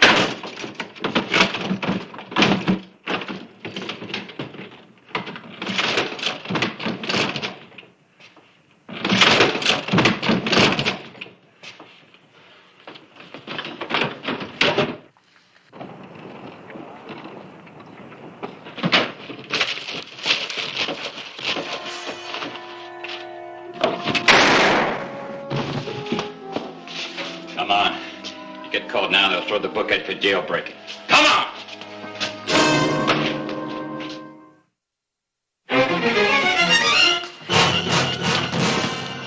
Easy, Clint. Come on. Back over here. You, get that Cunningham. Hurry it up! Suckered me. Got out. He and Browning escaped. I'm going after him. Ron escaped? Ron and one of the most dangerous killers in the territory.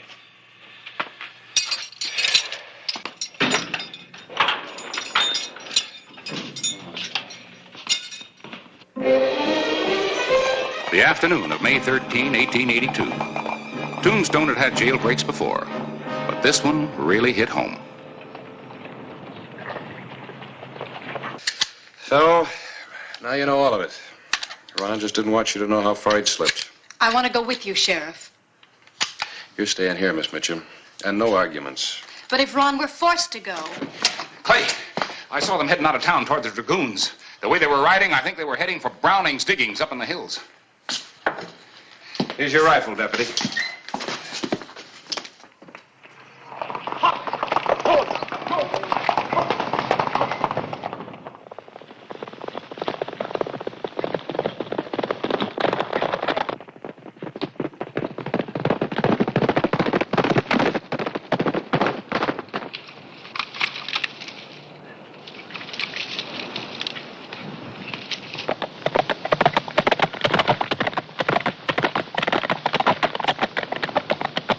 We leave the horses here.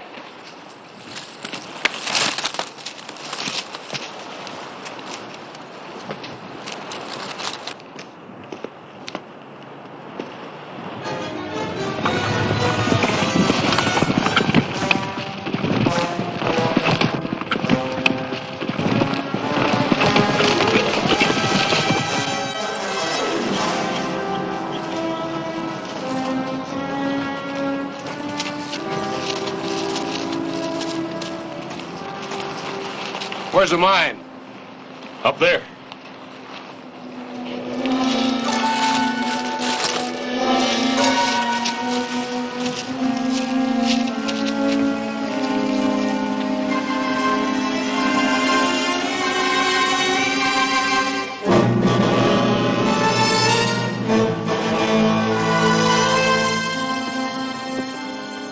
Wait a minute.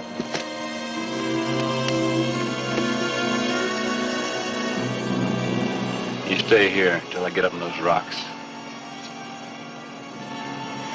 And when you see the sheriff coming, you start down slow, holding your arms up like he was surrendering. And you? What do you think? Once they step out and figure they got you, it'll be like clay pipes in a shooting gallery. Now, see here, I'll be no party to murder. You'll do what I tell you. Get up. You're gonna get up and stay here for good. Now, you stay right here till the sheriff comes.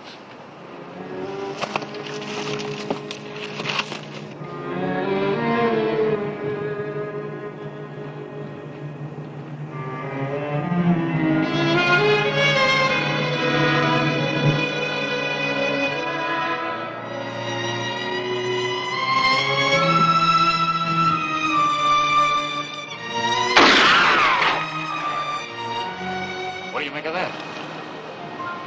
Maybe there's only one of them up there now.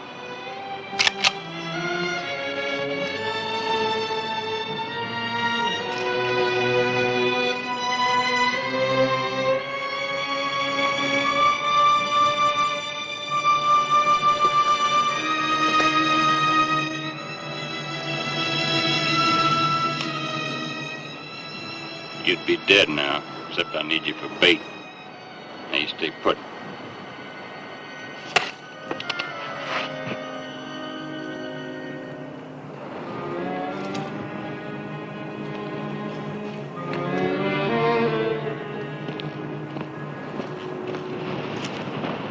All right, get out there. You trying to cross me? You get it first.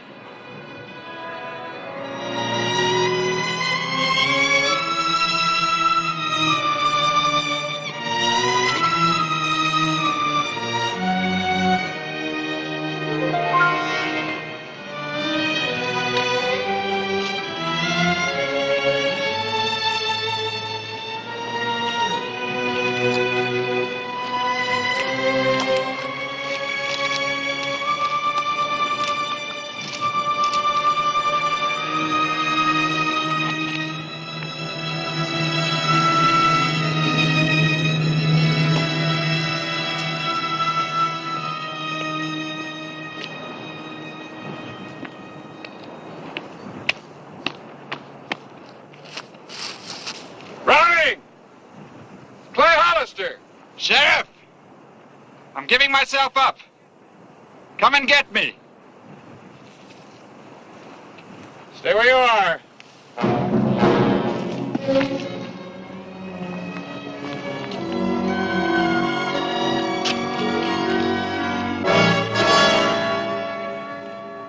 Sheriff, it's a trap!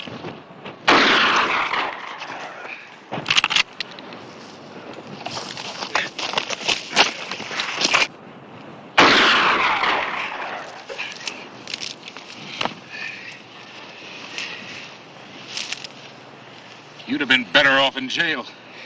He made me go. Take care of him, Harris. I'm going in.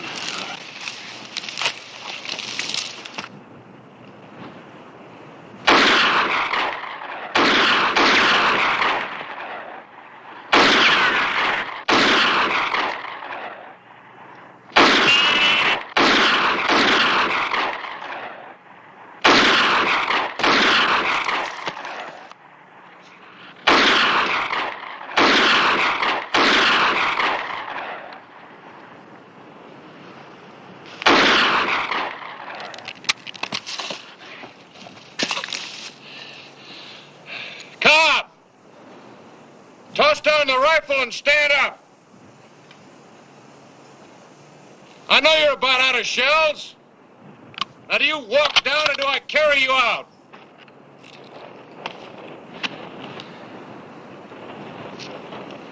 All right, Sheriff. Here's my rifle. Now come down.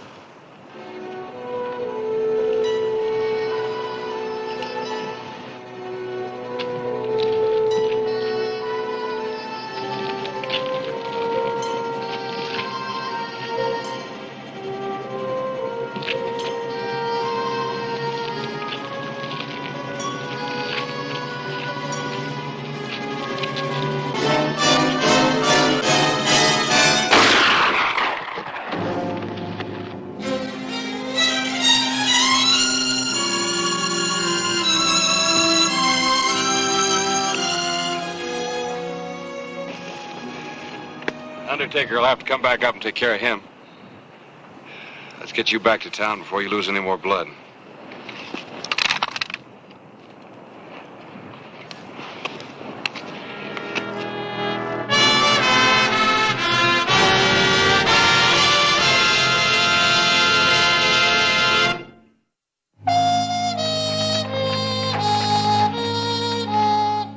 May 13.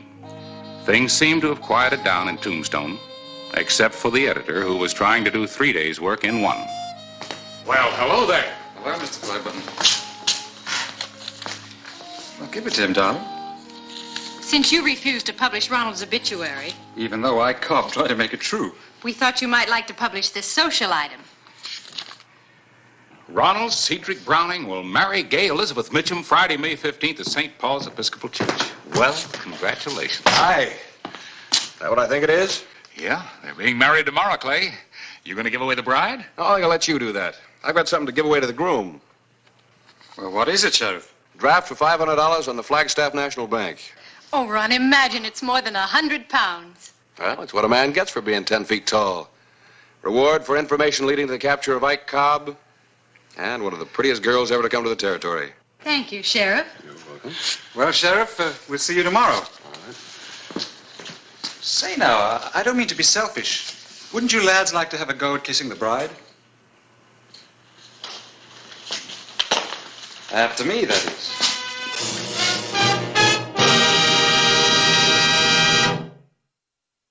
Whistle me up a memory, whistle me back where I wanna be, whistle a tune that'll carry me to Tombstone territory.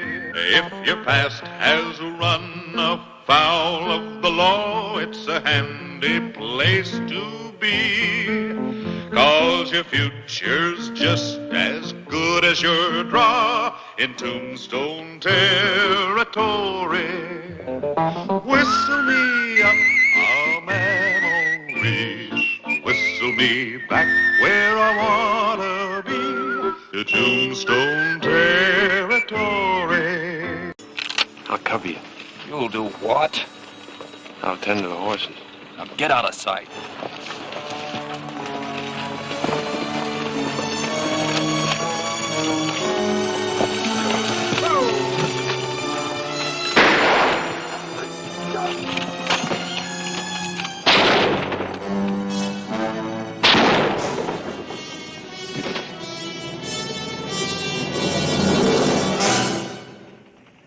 The box. Then keep your hands on those reins.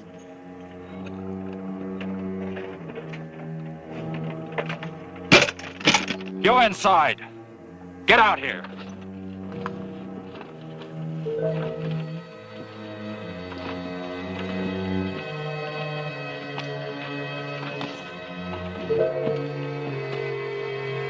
I want everything that folds, ticks, or shines.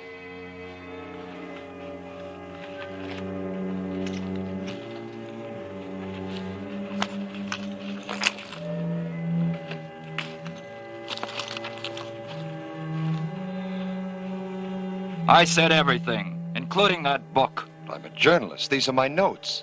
They can't be of any value to you. I don't want no stories. Just hand it over.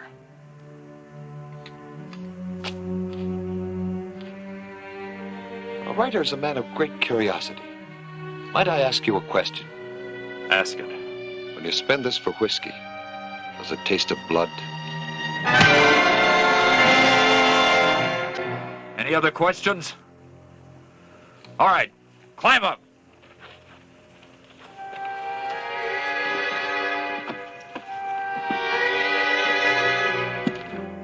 I want to see dust all the way to Tombstone. Yeah, Robin, yeah.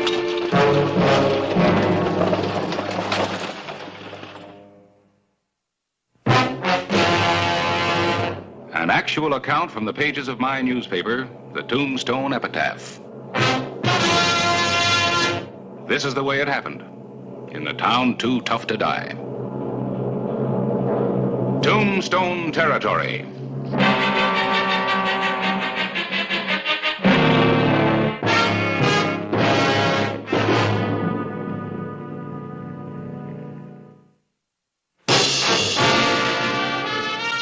Didn't you get a good look at him, Dan? No, he was wearing a mask. I saw his gun, though. He shot the guard down quicker than you could spit and say howdy. Yeah. All right, folks. Thanks very much for the information. You're not going after him alone, are you, Clay? He's the killer. I'm not alone.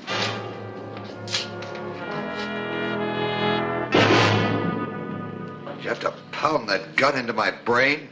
It was your idea, mister, so you could write about holdups and outlaws. All right. Here. As agreed. Your fee. Better than we agreed. You got a killing. That guard should cost you extra. There it is, Sam. Crack it open.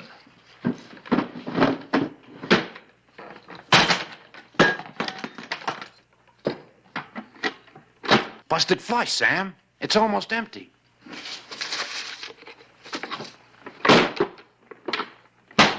Oh! Sam, you're leaking pretty bad. Yeah. Too fast to travel. I'll need some clean wrappings and medicine. Well, I'll go to Tombstone and get them. They don't know me there. I'll go with you. I want to see how the law works on a stage holdup. Go ahead. You'll like Tombstone. Smoky town. Most every night there's a killing. Sure we can trust him, Sam. Yeah. 'Cause he knows dead men don't write no books. And just take one horse. Like you just found him half dead and picked him up. Let's go.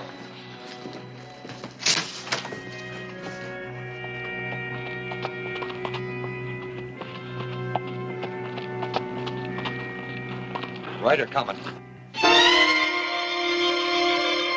Sheriff, I saw a flash of his badge. Get down and lead the horse. I'll do the talking.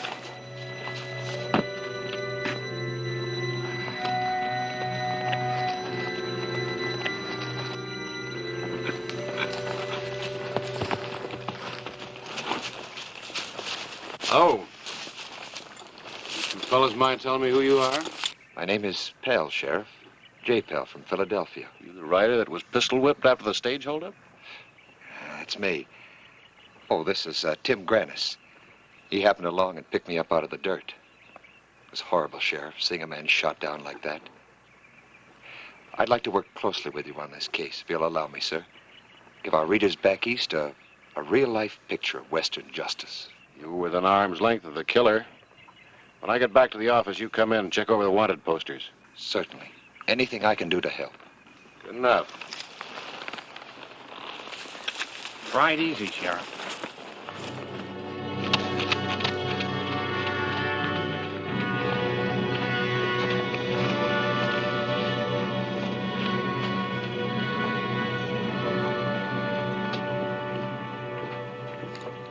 Here's the money for the stuff for Sam.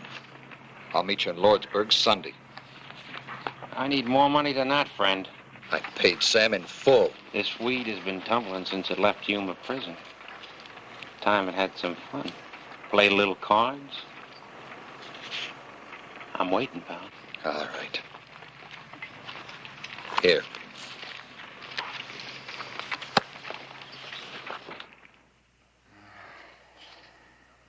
Sorry, Sheriff. None of these.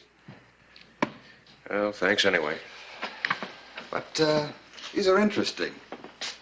What we in the writing line call background material. Now, here's an example. Sam Crane, aged 42, wanted for the shooting of 14 men.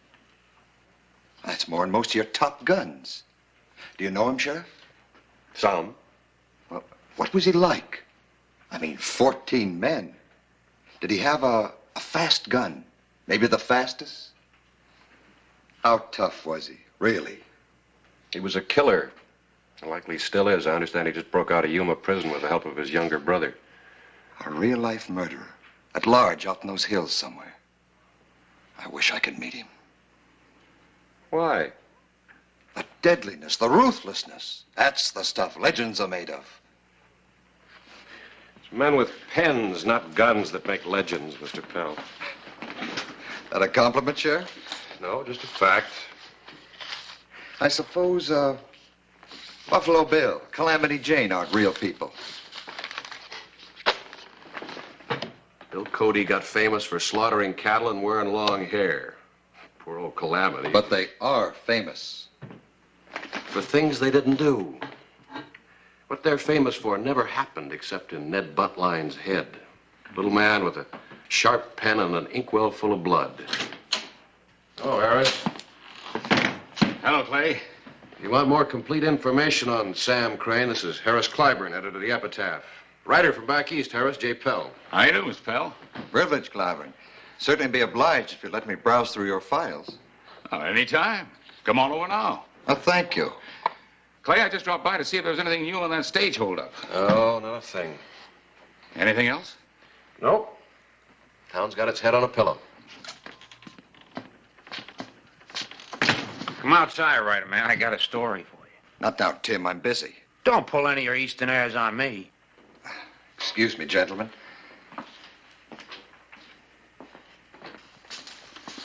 Come on, Tim. Let's go.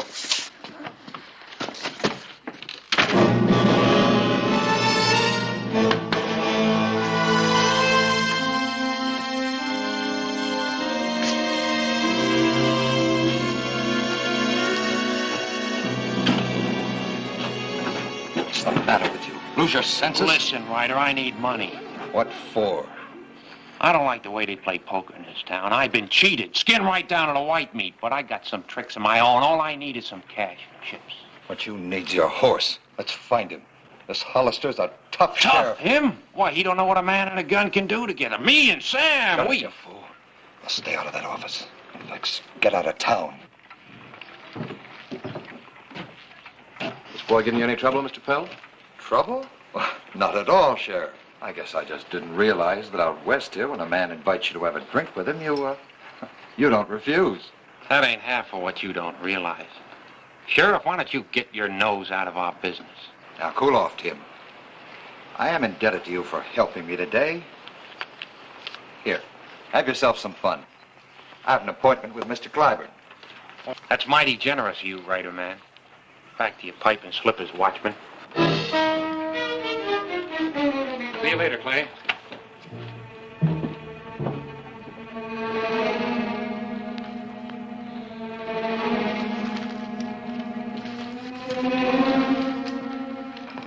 Did you find what you're after? No, I haven't found much I can use at all. Frankly, I'm surprised at your rather colorless reporting. I'm running a newspaper, Mr. Pell, not a paint shop. But Sam Crane's killed 14 men. He can't be the kind of cowardly shadow you've described. He's got to be a dangerous killer. Oh, I didn't say he wasn't dangerous. Cholera, dynamite, and rattlesnakes are dangerous. Well, you mix them together and put boots on it, you got Sam Crane. But it must take courage for Crane to kill. Courage? It doesn't take courage to kill. It takes courage to avoid a killing. Like your sheriff. Tell me this. Has anyone ever done a story on Clay Hollister's life for the Eastern papers? Never?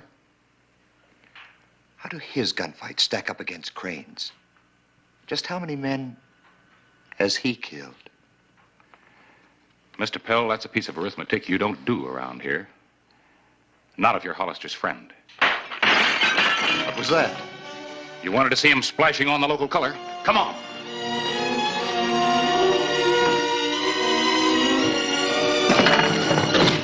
What's the matter, Tin Horn? Won't you fight for your money? I haven't got a gun. Well, I never saw a gambler yet that didn't carry a gun. Somebody stake him to some hardware.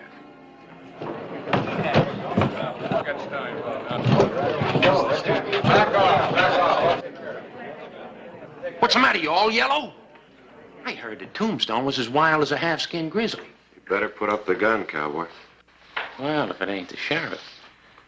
Put up the gun or I'll jail you. Maybe, maybe not. Maybe you can't climb over bullets.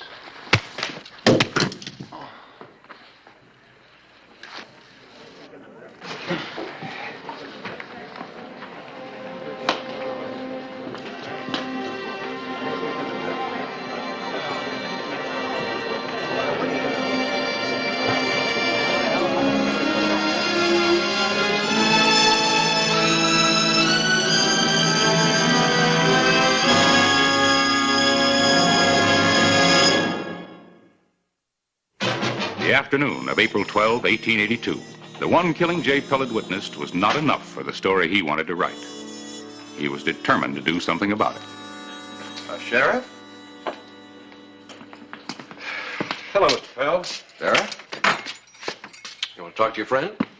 Yes, I do want to talk to him. Go ahead. That was a brave thing you did, Sheriff. But he's just a green kid. Would you walk up to a real hard case the same way? Say, a man like Sam Crane?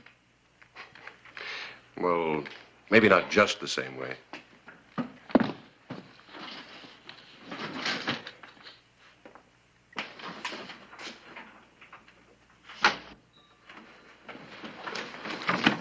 You gotta get me out of here somehow. I'm tired of scrubbing up these jail floors. Take it easy. You're only going to be here for a couple of days. Couple of days. Look, pal, you gotta get that medicine to Sam. How? I don't know these hills. I could never find that cabin again. Yes, you can. Go out the Benson Road about 5 miles. Up the big draw till you get to the foot of the hills. You'll see it. Where's your horse? Back at the granary. I got some food and medicine in a saddlebag. Hurry up, Sam. May need it bad by now. What'll I tell Sam? You got thrown in jail? No. Tell him my horse fell and I jerked my knee loose. And I'll meet you in Lordsburg on Sunday. It's a pretty big jail. You may not get it all scrubbed up by Sunday.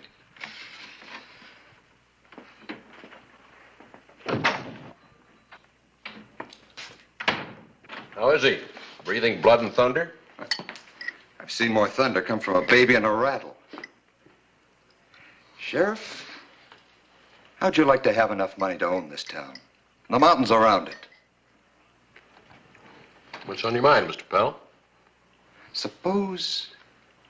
Suppose I could find out where Sam Crane is. You've got a notion where he is? Right where. He's hiding at the end of the rainbow. What are you getting at? Just this. I want to be at the end of that rainbow when you get there, in a front row seat. Sheriff, if I could find out where Crane is, I'd trade that information. If you let me watch the killing. Who's killing? His or mine? His. I was going to write a series of articles about Sam Crane. But now I've found a man that's worth a book. You. You let me in on the Crane killing, and I'll have what I need to make you the next national hero. Me? I guarantee it. Lecture tours, star of your show, circus, travel abroad, audiences with royalty. You can become a legend, Hollister. Stop right there, Mr. Pell. Leave me alone to finish my supper. Maybe you didn't hear me right. Now listen. I heard you. And you heard me. Get out.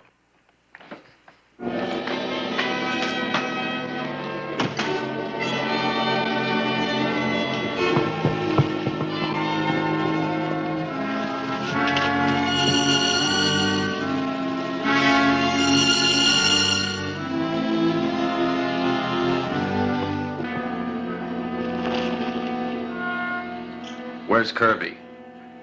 How come you found your way back here? You're okay, Sam? Wound healing? Yeah, I dug the bullet out with my knife. Where's the boy?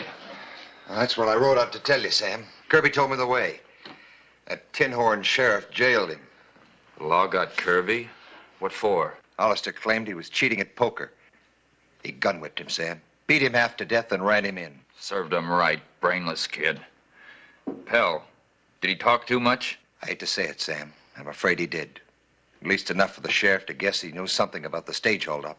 I knew it. I knew someday that kid in his mouth. The sheriff said he was going to keep him locked up until he told everything. Do you think he'll really talk, Sam? Like a coyote under the full moon. You know the layout of that Tombstone jail? Oh, yeah. And you want to see a real shootout?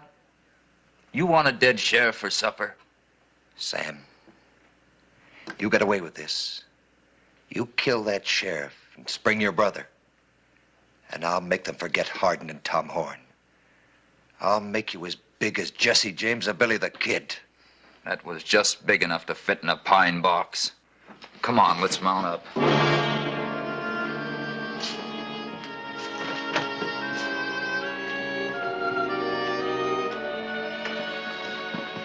Time to go to work.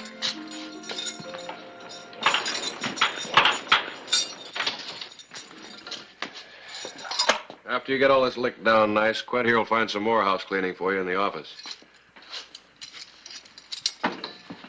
I'd start waving them up.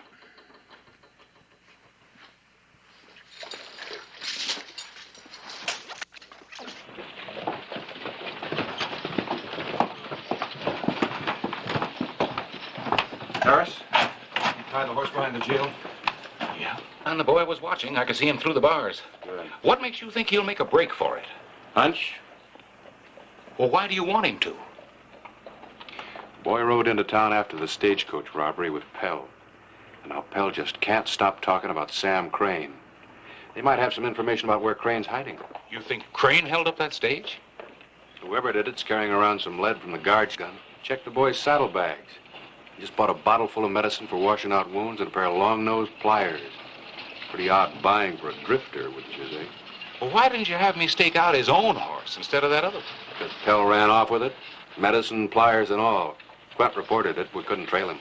Well, let's hope he takes the bait. Yeah. Quint's all primed. He'll drop like a rock. We better wait inside. He might see us here.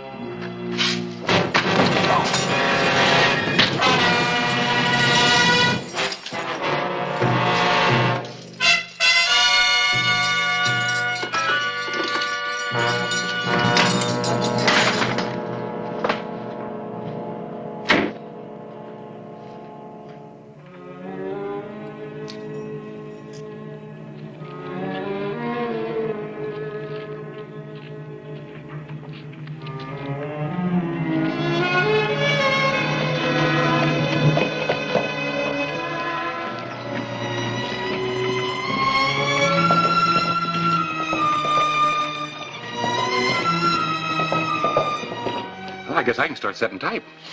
You better wait and see how the story ends.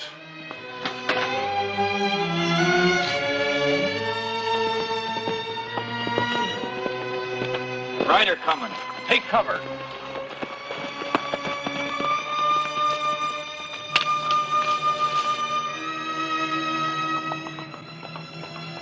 It's Kirby. Kirby!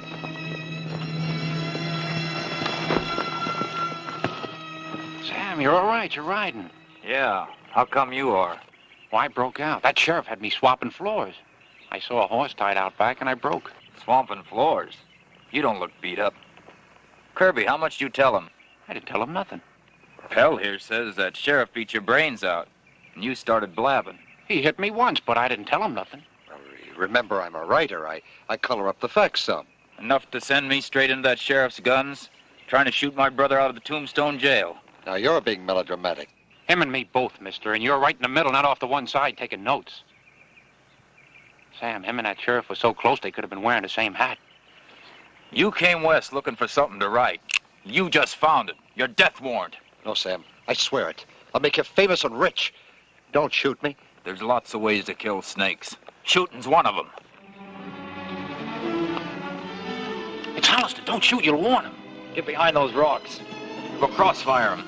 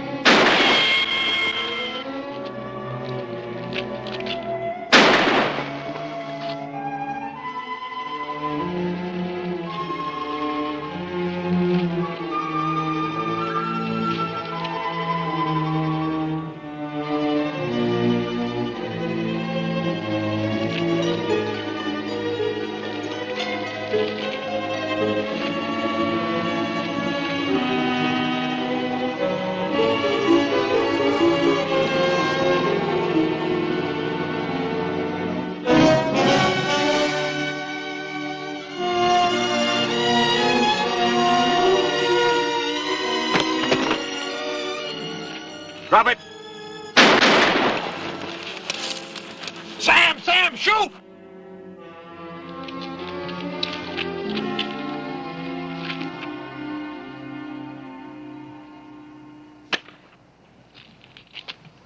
The boys quit, Crane. Hold your fire. Come in alive.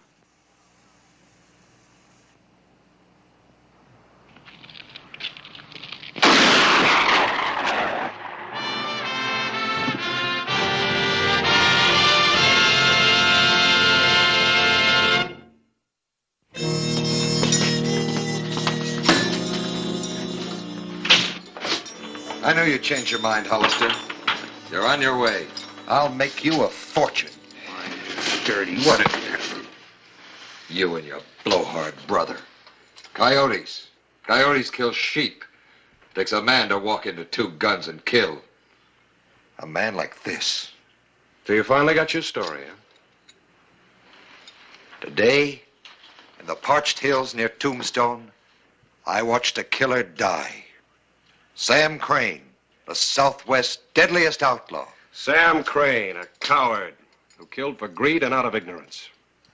Well, we've got 2 writers around here. And then changed the part about coyotes. Coyotes are smart, like this one here. He decided to talk rather than hang.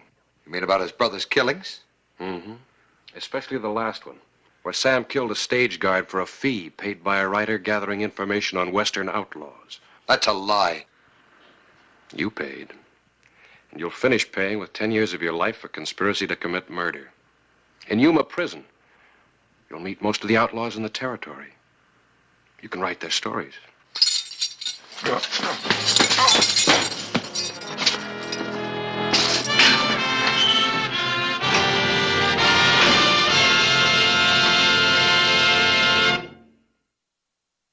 Whistle me up a memory, whistle me back where I wanna be, whistle a tune that'll carry me to Tombstone territory.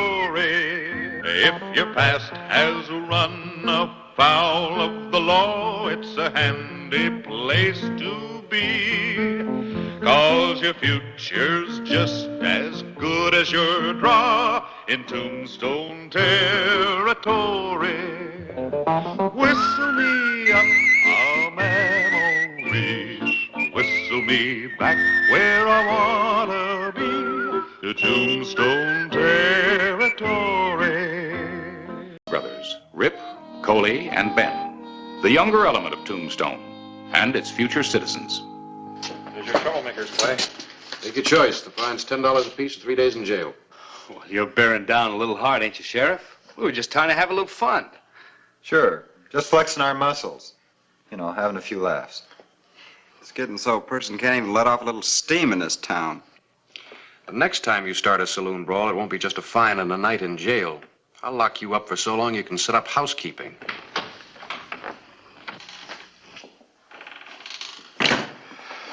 It's about time.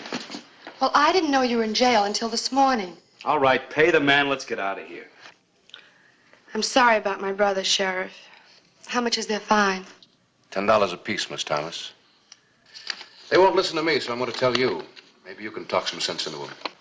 Well, they'll listen to me, and they better. They've got to grow up and start acting their age. We can do without the lectures. That goes for you, too, Hollister. Because if they don't, they're going to wind up killing somebody or getting killed themselves.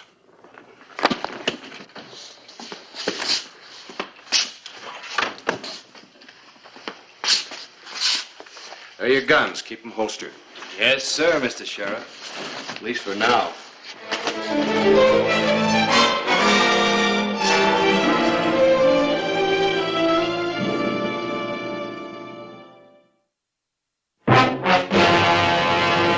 An actual account from the pages of my newspaper, the Tombstone Epitaph. This is the way it happened, in the town too tough to die. Tombstone territory.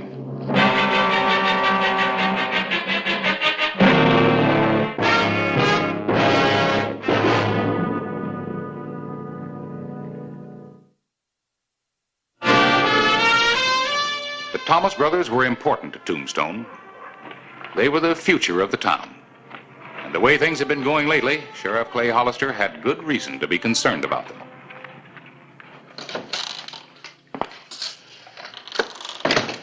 Morning, Clay.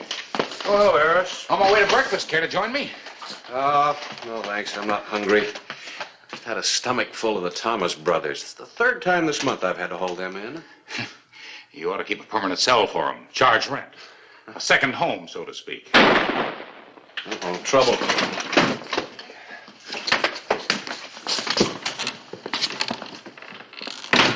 Anybody else got ideas?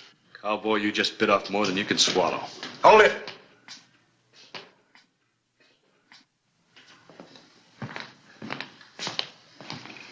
Give me the gun. I'm walking out of here, Sheriff. Don't try stopping me. Give me the gun.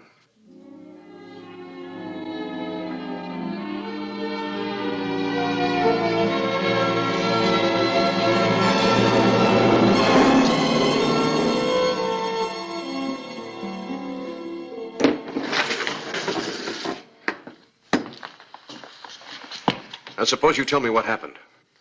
We were just trying to have a little fun when all of a sudden he get mad. He shot Ben before we knew what was happening. How about hearing my side of it, Sheriff? That is, if you're interested. I'm interested. Let's go.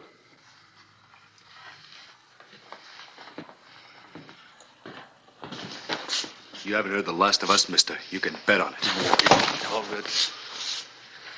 Your story better be right.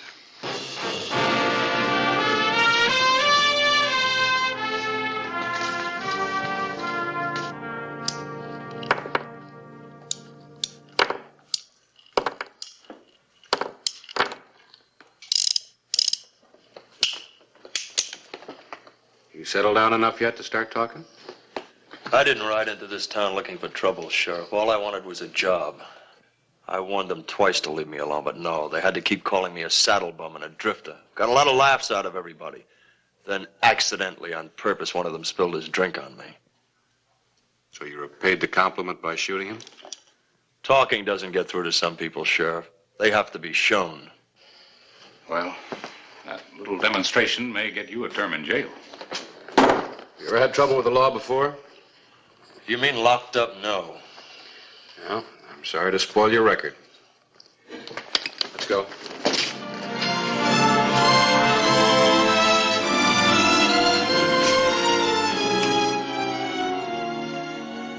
Hello, Harris.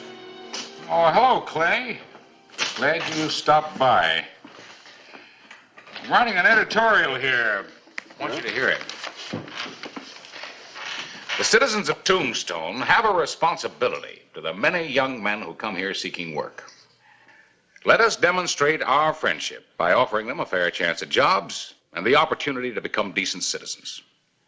Tolerance will make our community a better place to live. Well, then it goes on, but that's the idea. What do you think? Oh, I think the same as you. Just come from a long talk with Judge Parker. We talked about Paul Hayden. I guess he's the one who started this. The kid needs a break, no doubt about it. Judge has given him one. He's put him on probation. Oh, Clay, I think that's an excellent idea. Of course, there are going to be some problems, but between the two of us, I think we can work them out. What kind of problems? Well, as sheriff of Tombstone, I couldn't very well have him paroled in my custody, so I had him paroled in yours. You did what? Well, now, just don't go bringing your blood to a boil. Well, you might have consulted me first. It never occurred to me that you'd object. Oh, it never occurred to you. Well, I do.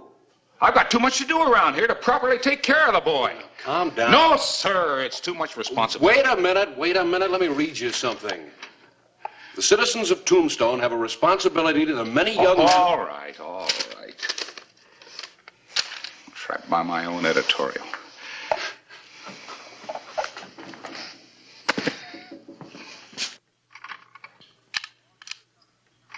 Paul, you better start a new paragraph here. Well, hello, Karen. This is a pleasant surprise. Hello, Mr. Claiborne. I was just passing by and remembered I hadn't renewed my subscription to the paper. Oh, shucks. I thought perhaps this was a personal call. Oh, excuse me, Paul. Having such an attractive young lady in the office almost made me forget my manners. Miss Karen Thomas, this is my new assistant, Paul Hayden. Pleased to meet you, Miss Thomas. Hello. Well, I better pay you and run along. I don't want to be late for the bank. If you have a moment, I'll write you out a receipt for this. Oh, that won't be necessary, Mr. Claiborne. Nice to have met you, Mr. Hayden. Pleasure. Karen, wait a minute. I just remembered I have some business at the bank myself. Paul, would you take this over and get me some change for it? How do you want it? I don't care. Nickels, dimes, quarters. No reason for you to walk to the bank alone.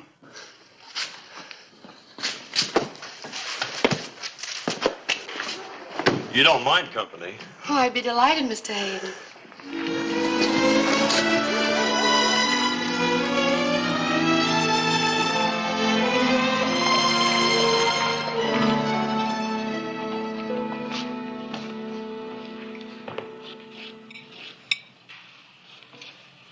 Hey, Paul.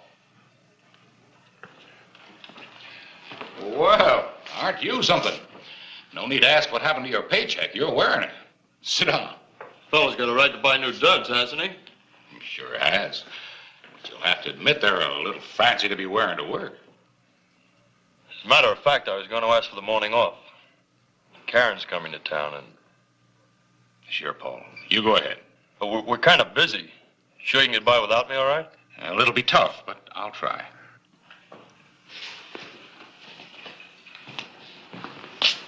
Well, now, look who's just leaving. Well, just the man I've been looking for. It's time we settle with this drifter. Nice looking hat. Mind if I look it over for a while? I've been thinking about getting me a new hat.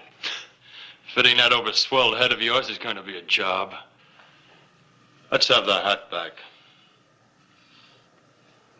Sure, drifter.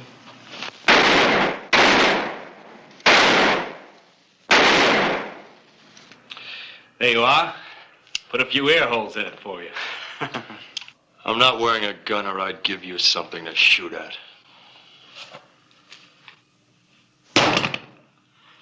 Now, you wanted a gun? There it is.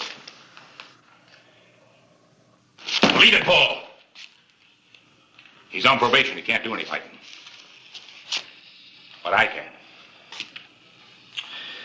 Well, it's all right with me if you want to stick your nose in this.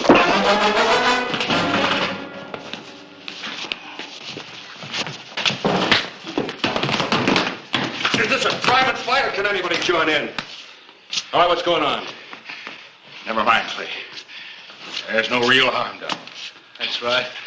The drifter here is on probation. Don't want him getting into trouble. You want to prefer charges, Harris? I'll lock him up right now. No.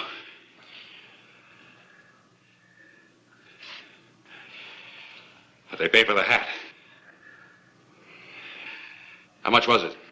$5. It's a pretty expensive target. It was worth every penny of it. And I got some advice for you, drifter. Keep away from my sister. And if I don't? The next time we shoot at that hat, you'll be wearing it.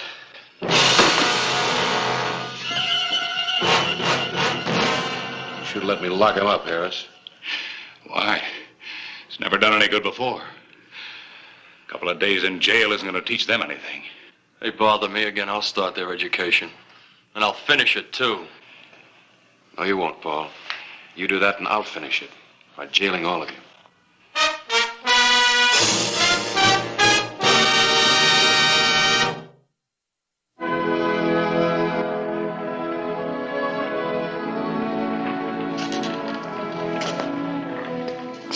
Although Paul Hayden had only been in Tombstone a short time, he had run into trouble with the Thomas brothers twice. There was going to be a third time.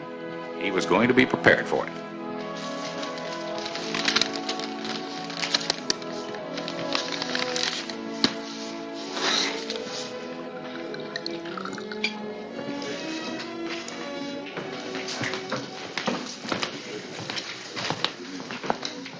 Hello, Paul? shopping? Picked up my shirts at the laundry. Looks like a lot of starch in your shirts. You know, I could swear I just saw you coming out of the gun shop. Probably some other fellow.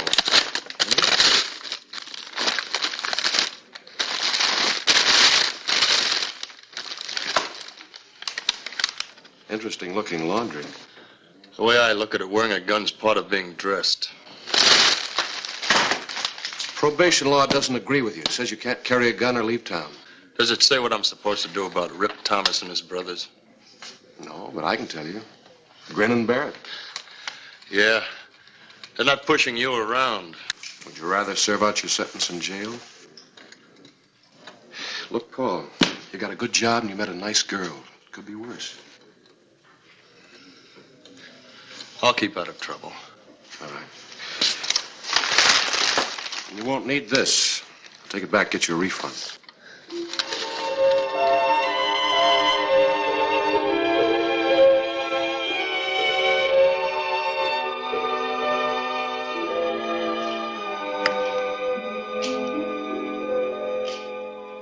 Hey, do you know it's almost 8 o'clock?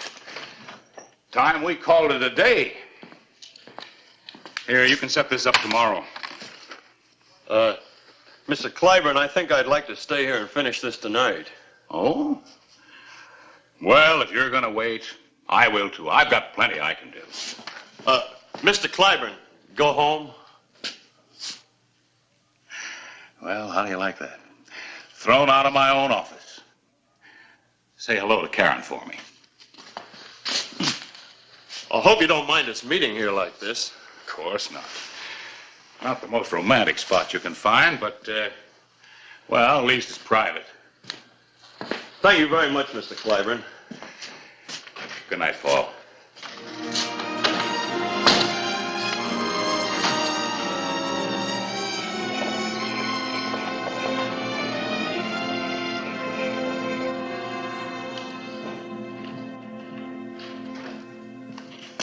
Get the shade, Ben. Well, you look surprised, Drifter. Maybe you were expecting someone else. We told you to stay away from Karen. But you don't hear too good, do you? Not when you talk. Well, by the time we're through, maybe you'll learn to listen a lot better.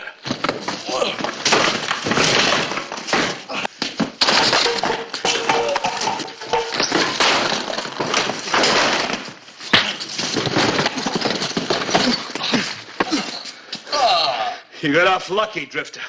You keep away from Karen, and next time we'll kill you.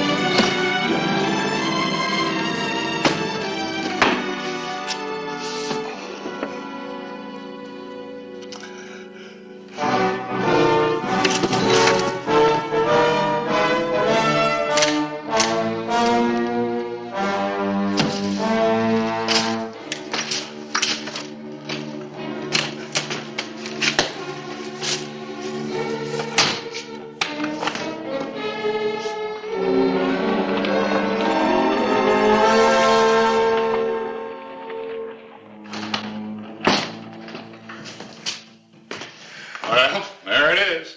Isn't that a nice mess? No need to guess what happened after you left.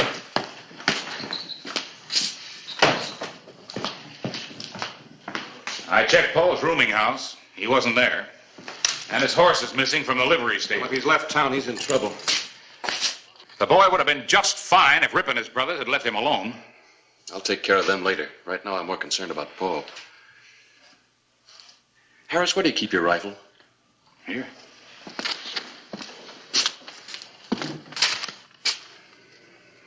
Well, it was here when I left last night.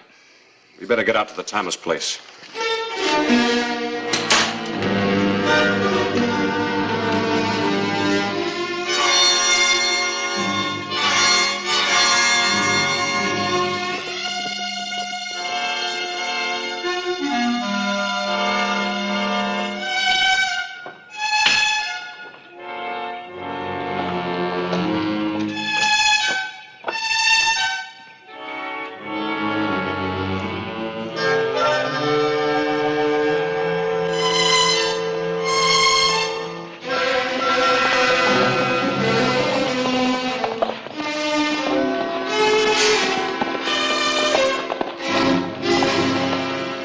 We're just going in town after you, Hollister. Glad you showed up. I'll bet you are. Particularly after what happened to my place last night. Have you seen Paul? The drifter? No. But when we do... He was here. And when he left, he took Karen with him. Now, they couldn't have gone very far, because I heard Karen moving around in the house about an hour ago. Him running off is a violation of his probation, isn't it, Hollister? I'll bring him back. Well, you go right ahead, Sheriff. We'll just look for Karen. Yeah, and when we find her, if she just happens to be with that drifter, well, that's his tough luck. Okay, let's go.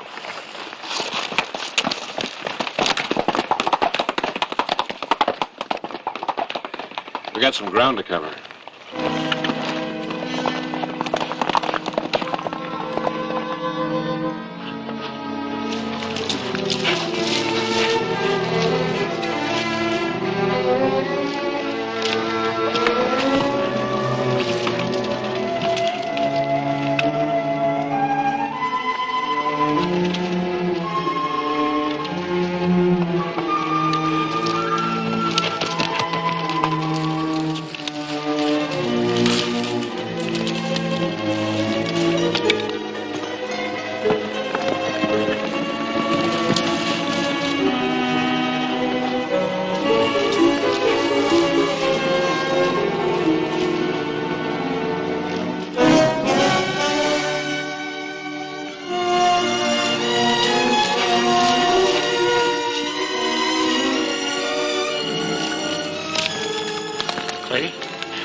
What happens if he won't go back with us?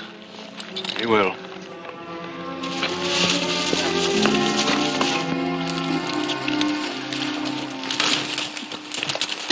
Nice day for a ride. Sure is, Sheriff.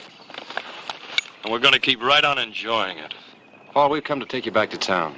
Sorry to disappoint you, Sheriff, but Karen and I are moving on. Easy, boy. We're out here to help you.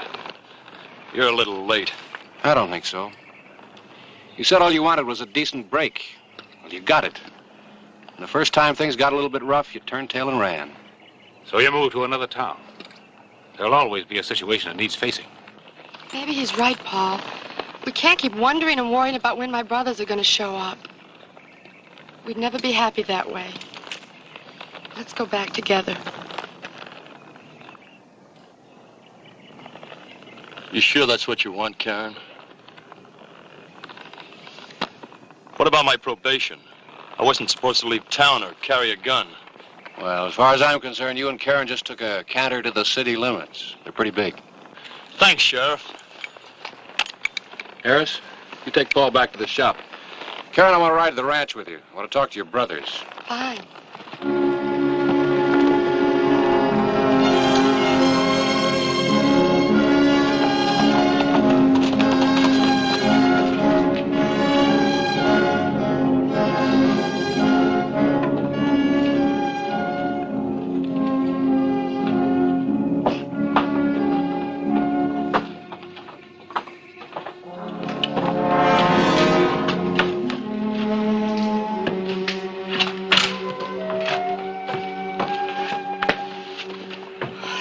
Awfully angry, Mr. Hollister. So am I.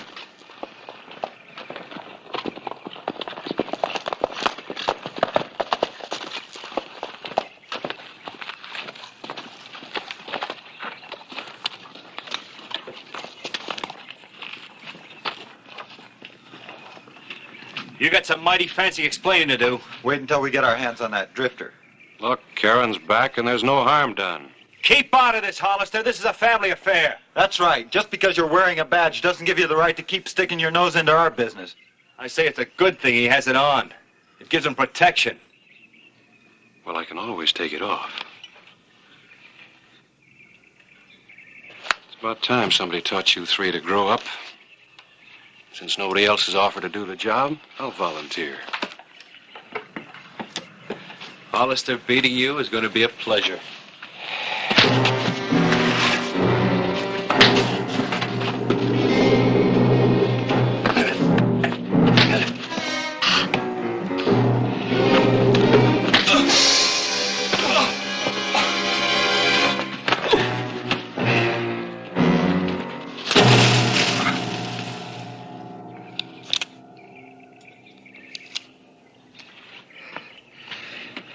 You want to try next? You betcha.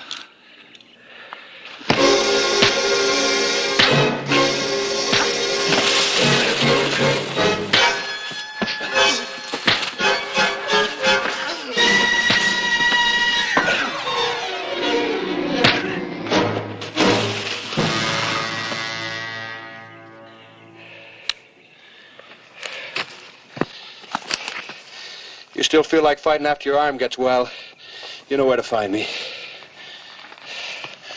I want you and your brothers in my office tomorrow morning at 10. Thanks.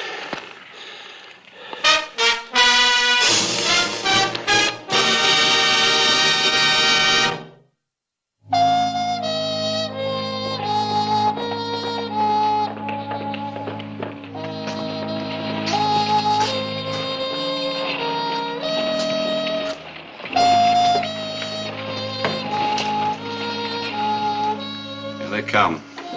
All spruced up.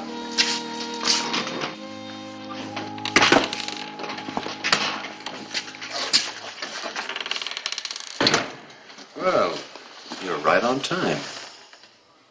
I was going to lock all three of you up. Figured a jail term would do you good. Since the damages to the epitaph office have been paid and Paul here doesn't want to prefer charges, you're free to go. You mean you ain't gonna press charges? Sheriff Hollister kept me from going to jail, and I thought I should pass on the favor. Oh, don't just stand there looking foolish. Shake hands.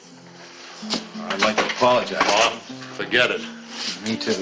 About time you showed some judgment. It must have been that licking you gave us. Sort of helped us grow up. Yeah, the hard way. Speaking of growing up, we all look a little older today.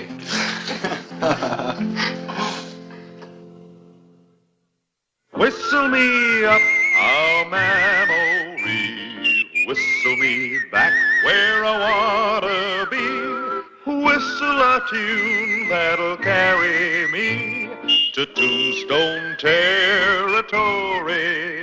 If your past has run afoul of the law, it's a handy place to be, 'cause your future's just as good as your draw in Tombstone territory.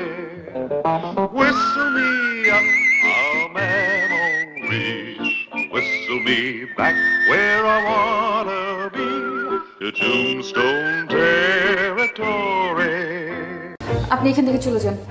লালি, তুমি না আমারে বলছিলে আমারে না পাইলে তুমি blade দিয়ে আমার নাম লিখে হাত কাটবা। আজকে তোমারে না পাইলে আমি হাত কাটবো, তোমার নাম লিখবো হাতে আমি। আরে পাগল নাকি? কি করবা লাগছে?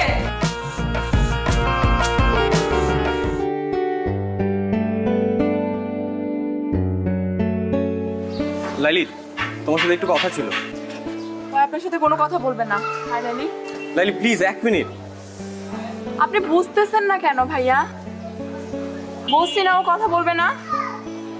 2 দিন পর ওর বিয়ে, ওর মতো থাকতে দেন। লাইলি, আমার ভুল হয়েছে, আমি আমার ভুল বুঝতে পারছি। দেখো গত কয়েকদিন ধরে আমি কিচ্ছু করতে পারছি না, না পারতেছি ঘুমাইতে, না পারতেছি কিছু করতে। আমি তোমার সাথে অনেকবার দেখা করতে চাইছি, আমি পারি নাই, আমাকে দেখা করতে দেয়া হয় নাই। আমি তোমাকে ভালোবাসি লাইলি। আপনি হাঁচড়ে আমার ভালোবাসেন? নিজের থেকেও বেশি। তাহলে আমি যা কমু তা শুনবেন? অবশ্যই। কি করতে হবে বলো? আপনি আমার পিছন পিছন ঘোরা বন্ধ করে দিবেন। লাইলি, কি বলতেছে এসব? আপনি তো আমারে কইছেন আমি আমার ইজ্জত খোয়াইছি, লগে আমার পরিবারের ইজ্জতও খোয়াইছি। আমার আব্বাই ছেলে পক্ষের কথা দিয়ে দিচ্ছে। আব্বারা তো আর ছোট করুন না, নিজেরা যথেষ্ট ছোট করছি। আব্বার ইজ্জতে কোনো দাগ দেব না।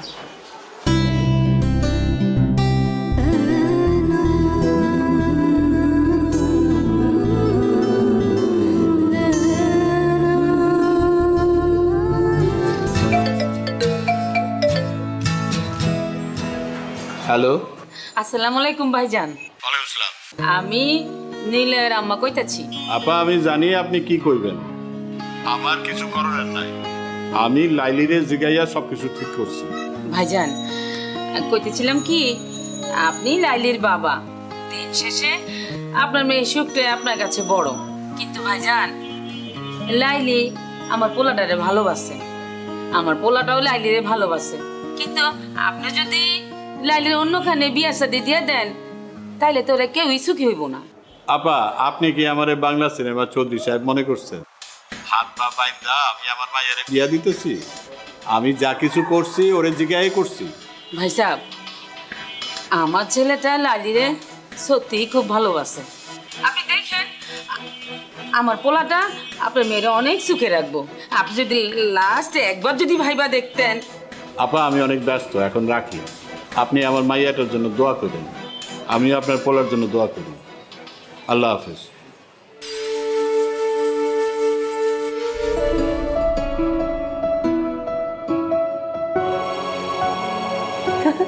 দেখ লাইলির আজ কি সুন্দর লাগতেছে। হ্যাঁ বহুত সুন্দর লাগতেছে।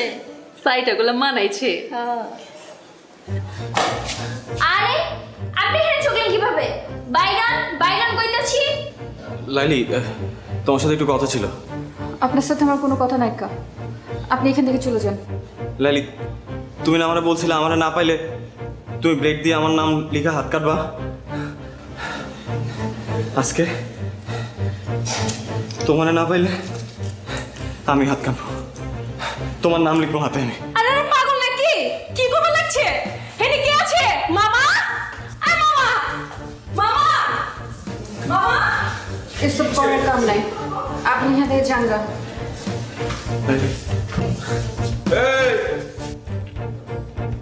এই চাংরাফলা, এত ড্রামা শুরু করছো কে? পুলিশ ডাকো। আপনি যারে খুশি তারে ডাকেন মামা, আমি লাইলের সাথে বাঁচবো না।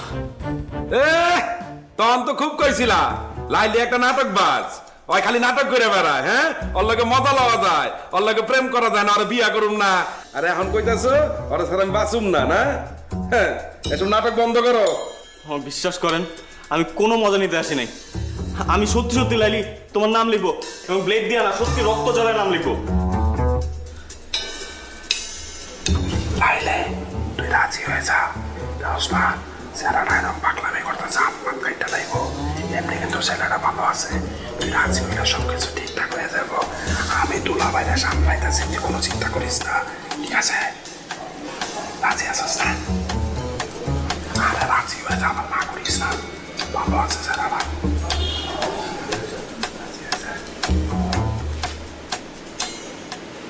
লাইলি, আমি দিলাম কিন্তু, দিলাম কিন্তু। কি হয়েছে? এত গন্ডগোল কেন? দুলা ভাই, নাম তো লাইলি, বুঝছেন? আরে পছন্দ করে, আরো হবে লেগে নিলয় এলাকার ছেলে, ও আমার ওরে পছন্দ করে। কি কইলি? দুইজন পছন্দ করে দুলা ভাই। দুলা ভাই, আপনি যদি সম্মতি দিতেন তাহলে ওকে বিয়াটা করা দিতে পারতাম। চুপ কর, তুই কি চাস? ও বুঝছি। দুলা ভাই, আপনি রাজি হয়ে যান, সমস্যা নাই। বুঝেন না কেন? দুজন পছন্দ করে, বুঝছেন না? যদি ভাইয়াটা এগিয়ে যায় তাহলে তো আমার সমস্যা, মহল্লায় আমরা চেহারা দেবো কেমনে? আপনি রাজি হয়ে যান, আপনি আমি ওইদিকে সামলান, আমি ওইদিকে ওখানে দেখতেছি। ভাই আপনি চালান। আচ্ছা, আর যান তাড়াতাড়ি, এত চিন্তা করেন না তো।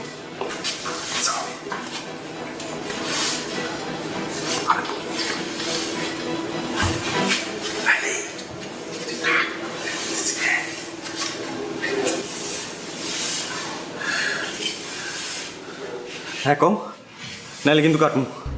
হ্যাঁ কও। সমস্যা কি তোমার? শেষ পর্যন্ত তুমি ঘুড়ি মাস্টার ব্লেড লাইলির কাছে ধরা পড়লা। হ্যাঁ, গুড়ি মাস্টার ব্লেড লাইলির কাছে হাইরে গেছে।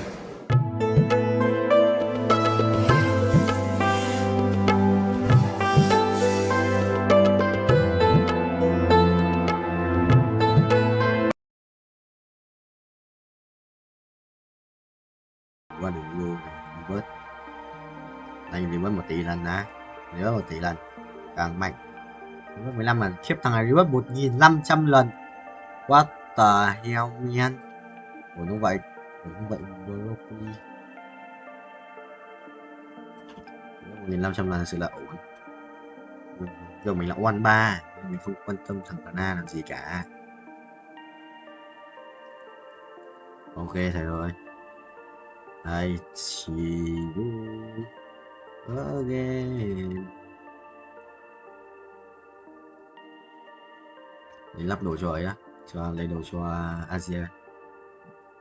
Bên chia lên. Bình, chi linh binh à, vẫn đập đồng đấy chứ. Anh đã chỉnh như thế rồi. 6 7 8 9 34 35 36 7 38 9 2 5 36 7 9 180 vòng à. 10 này, 7 này. 2 lần perfect này. Đúng. 3 lần hết liên tục. Ai à, trung tâm. Thua lại. Ê, tao gặp lại thằng này Dương ơi. Thằng này tao thua ở trận trước này. Thua thằng này trận trước này, sao tao đái vào thì lúc đánh xong trận sao ấy. Thế tao vào trận luôn, thế tao vào trận luôn. Đó, cả thằng này nữa này. Thằng này cũng ở trận trước này. Hai thằng trong 1 trong 2 trận trước. Đó để ý tên đấy, mình nhớ là đi. Gặp lại à. Vẫy tay xin chào. Hiện vật sau nhau nó ngập không muốn rời. Tại sao? Ô giờ mình còn chưa ở đây Ari, nếu mà nhặt Ari vậy chú búa Ari không? Ngàn ở phía trước cho trong ai hay không? Nhưng rồi qua vẫy tay xin chào.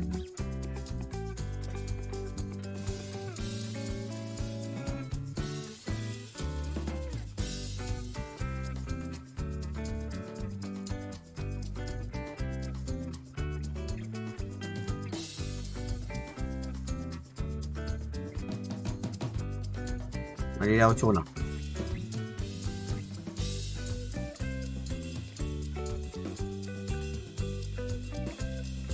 Đến 8 ấy.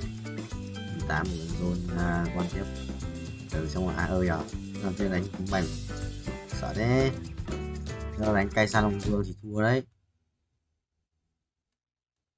মন্টুর বাসা ফাঁকা খালি বাসা পুরা খালি খাওয়া দাওয়া নাই তুমি আর আমি শুধু তুমি আর আমি একা একা কত বড় সাহস তোর হ্যাঁ তুই সাহস পাইলি কিভাবে আমার নিয়ে খালি বাসায় যাবি বাসায় আমার কথা বলো বিয়ের কথা বলো সিরিয়াস হও তুমি তো জানো আমার বাসার অবস্থা কি এমন ভাই যেন পৃথিবীতে কারো ফ্যামিলি যেন না জন্মায় মানে ওর জন্য আমি কিছুই হচ্ছে না ও ফেল করে আর বিয়েটা হচ্ছে না ফেল করতেছে আর হচ্ছে বিয়ে পিছাইতেছে কিন্তু আমার লাইফটা কোথায় যাইতেছে সেটা তো কেউ চিন্তা করতেছে না ও তো সেই ব্যাপারে কোনো টেনশনই নাই আমি যে তোমাকে কত ভালোবাসি এটা কি ওকে আমি বলতে বুঝাইতে পারতেছি বলো হ্যাঁ আরে কি হয়েছে না আমি আর বসে থাকতে পারবো না এতক্ষণ ধরে রিকশায় বসে থেকে আমার ব্যাক পেন করতেছে কোথায় দেখি দেখতে হবে না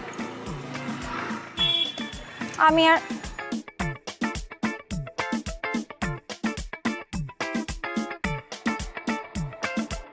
আচ্ছা আশ্চর্য ব্যাপার তোমার ব্যাক পেন হয়েছে তুমি আমাকে পার্সোনালি বলবা সেই জায়গায় তুমি রিকশাওয়ালার সামনে বলছো ব্যাপারটা কেমন না তো কি হয়েছে দেখি দেখতে হবে না আমি বাসায় যাবো আমার বাসার সামনে দিয়ে আসো বাসায় যাওয়া মানে কি আমরা বের হয়েছি কতক্ষণ বেবি আমরা অল্প কতক্ষণ হয়েছে মাত্র 2 ঘন্টা হয়েছে আমরা বের হয়েছি আজকে আমরা সারাদিন ঘুরবো খাওয়া দাওয়া করবো তারপর হচ্ছে মন্টুদের বাসায় যাব তারপরে আমরা যা হওয়ার তা করবো মানে বাসায় যাবো আর কি আবার মন্টুর বাসায় কেন ও ওই যে আসলে হয়েছে কি ওই যে মন্টুদের ম্যাচের মধ্যে আজকে বিরাট আয়োজনে খাওয়া দাওয়ার ব্যবস্থা করা হয়েছে বুঝছো আমাকে বললো যে তুই আসিস এখন আমি তো একা যেতে পারি না তুমি ছাড়া আমি কীভাবে যাবো বলো তাই তো খাওয়া দাওয়া করবো আর কি করবো তারপর ধরো ওই যে মানে একটু বসলাম আড্ডা দিলাম গল্প করলাম থাকে না এই আর কি হ্যাঁ খাওয়া দাওয়া করবো আড্ডা দিব বিশ্রাম নিব বাট তুমি আমাকে কি বলছিলা জানো কি মন্টুরা ট্যুরে গেছে বান্দরবন। তোমারও যাওয়ার কথা ছিল, কিন্তু যেহেতু তুমি আমার সাথে দেখা করবা, আমাদের একটা ডেটের প্ল্যান হয়েছে, দ্যাটস তুমি যাইতে পারো নাই। এখন আমার মন্টুর বাসায় দাওয়াতটা বুঝলাম না। বলছিলাম না আসলে মানে আমি না ভুলে যাই সবকিছু, বুঝছো? মানে তুমি সামনে থাকার পর না আমি সবকিছু আউলে যাই, মনে থাকে না আর কি। হ্যাঁ, আর তুমিও পিছলাই যাও।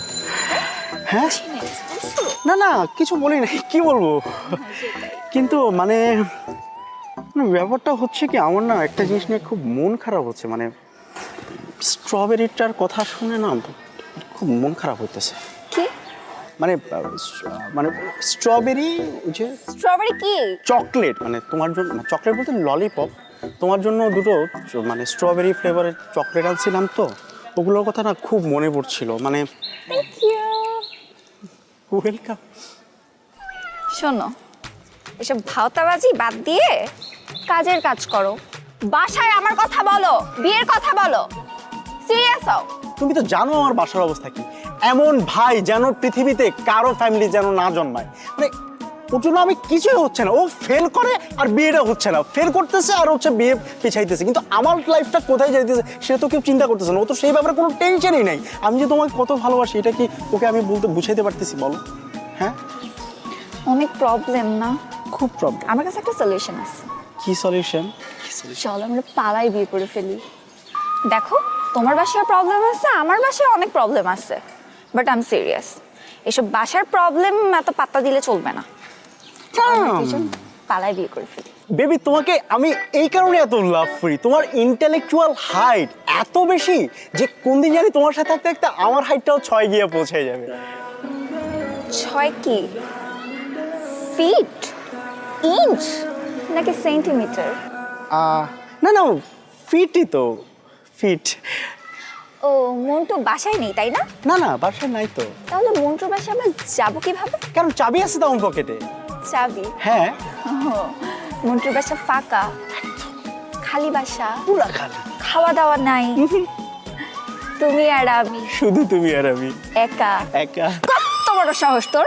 হ্যাঁ তুই সাহস পাইলি কিভাবে আমার নিয়ে খালি বাসায় যাবি? তুই কি মনে করছস আমাকে বলবি যে চলো আমরা খালি বাসায় যাই, তোর সাথে আমি ফুরফুর করে চলে যাব? ঠিক আছে, না গেলে তো আর কিছু করার নাই। পিছলাইতেছ না? আসলে তুমি না আমাকে নিয়ে সিরিয়াস কিনা আমি সেটাই বুঝি না। আমি বাসায় একা একাই যাচ্ছি, আর তোরে ললিপপ তুই খা খা খা। Baby, baby lollipop.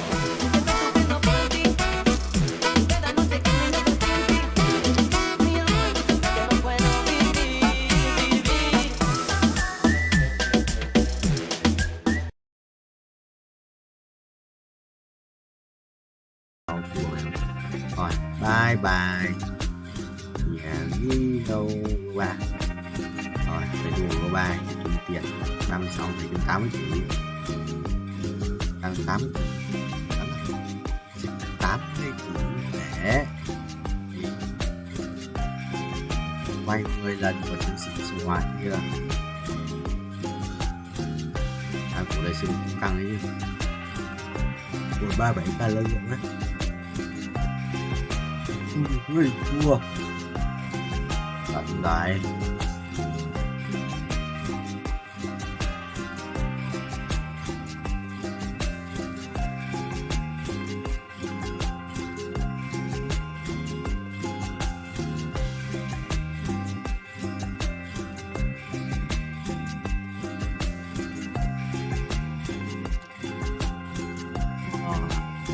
Xong rồi bay 36 mời cái bước lại nha.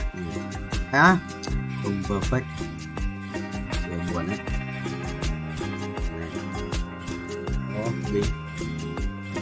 Đây, tốt rồi.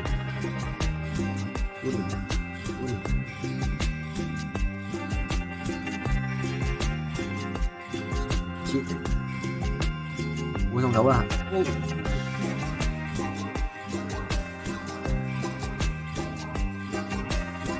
Lòng rất là mở trung tàu. Rồi 2 lần có tới gia đình, 3 lần có tới gia đình, 4 lần, 5 lần, 22 đủ tiền. Sắp được nước màu này 39 tí năng lượng giống ngoài ở đây ạ, theo một tí năng lượng giống nhỉ.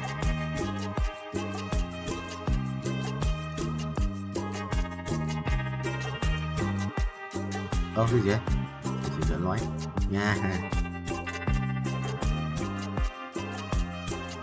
Tí năng lượng mà nó lên nhiều lượng vai. Lưỡi kiếm uy lực.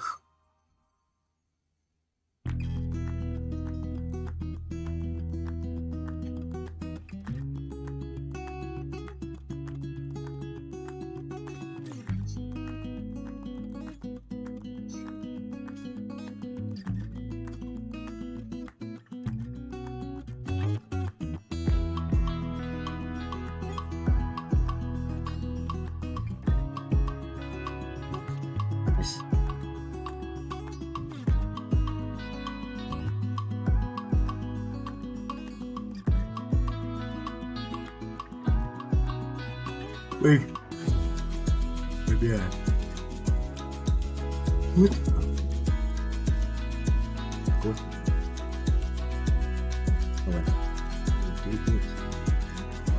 আব্বা আম্মা যদি তোর ছোটকালে জানতো তোর হাইটের লগে তোর গাদামির হাইট একটু বাড়বো, তাহলে নিজ দিয়ে এমনিতেই 6 ইঞ্চি কেটে দিত, তোর আর গাদামি বাড়তো।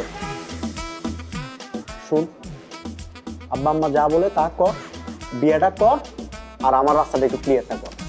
ও, আমি তোমার পথের কাটা না? তাহলে কেউ চাস না যে আমি পড়াশোনা করে এই নিজের পায়ে দাঁড়াই? তুই তো নিজের পায়ে দাঁড়াস নাই, তুই তো আমার কাঁধের উপর ভর করে দাঁড়ায় আসছিস। এই আসো।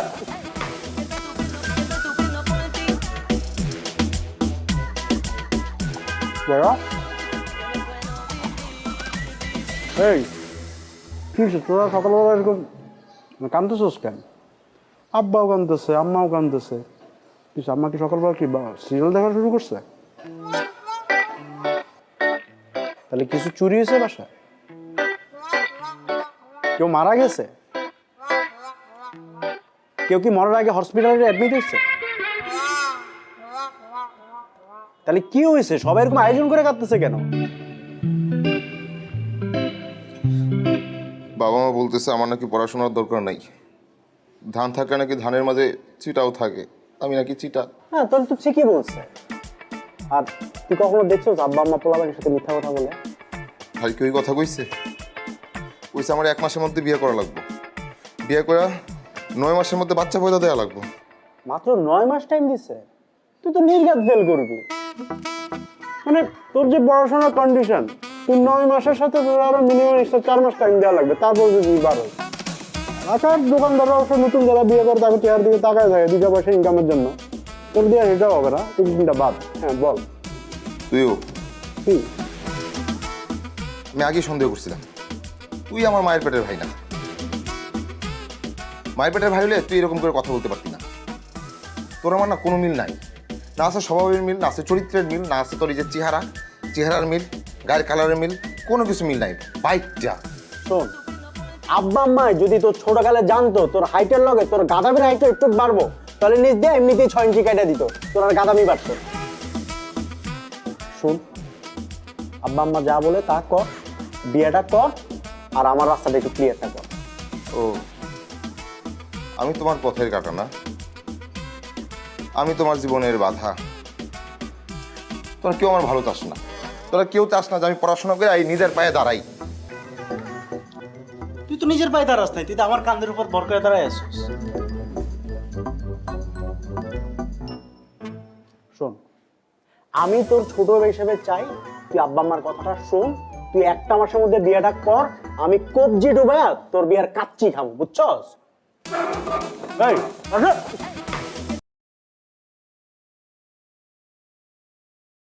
May mắn rồi nè, điện từ bao nhiêu quay được người thôi, phải có may mắn cơ mới thích lâu lâu.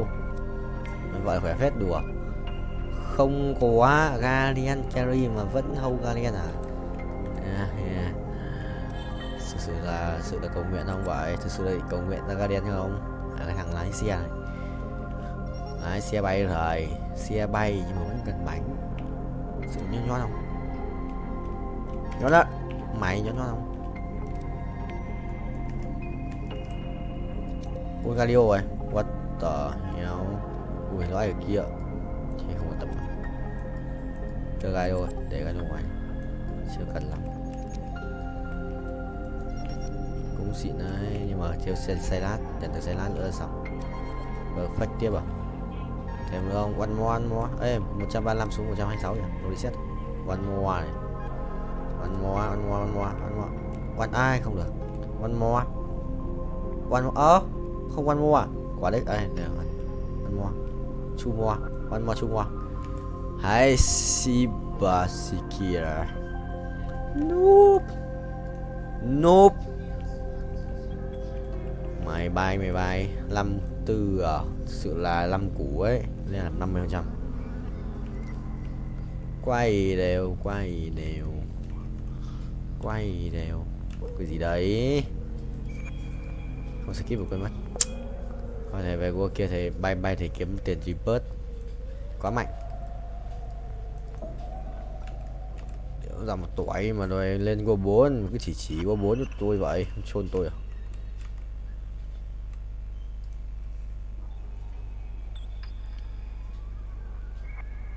Vẫn thắng à? Sửa bay là tỷ vong. Anh ác quỷ rồi, hóa ác quỷ rồi. Từ ngày em đi anh hóa thành ác quỷ Ride ở Car Simulator. 22 củ à? Anh sẽ bay được tầm 400 củ, 450 thì mới lên cấp tiếp theo được. Sợ bình chỉ linh ấy. Nhanh mà nhẹn, ui bay nhanh đét, tốc độ sự vua.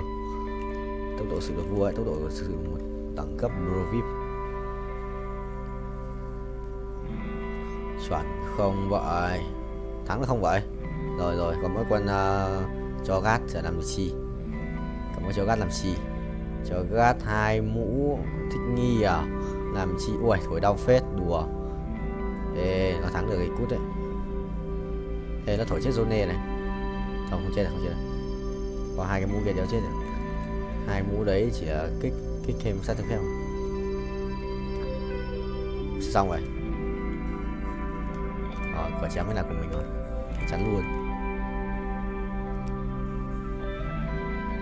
Đi chợ 100 máu bốc lửa. Đồ Zone này. Zone cái cục đấy sự xịn không? Ban lan chắn à? Đồ cổ này. 15% hút báo chủ sở hữu đồng minh được đấy. Cái ui mất lắc rồi. Còn những cục kia, còn cục vàng. Lấy một cục vàng đi. Rồi trở lại cái này. Ha sorry.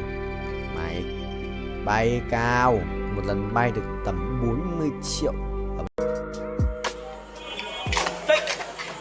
তুমি ডরাইছেন? ডরাবো কেন? মাগের এরকম আটকা মায়া মনে সামনে চলে আসলে তো একটু চিন্তা লাগেই। আর কালকে আবার তোমার মামার সাথে চ্যালেঞ্জ। বইলা এসো শেষবার মতো চুলদারি আশ্রয় আসতে। শুনেন, কালকের খেলায় আপনি হারবেন। বাবা, কনফিডেন্স দেখছো মেয়ে? যদি না হারছেন তাহলে কিন্তু বললাম এটা দিয়ে আমি আমার হাতে আপনার নাম লিখুন। মানে তো তখনই বুঝবেন যখন এটার দায় আপনার উপর পড়ব। সরেন। আরে ভাই নাম লিখবা মানে? কি মুসিবতে বললাম। জিততে না পারে এখন 2 নাম্বারই।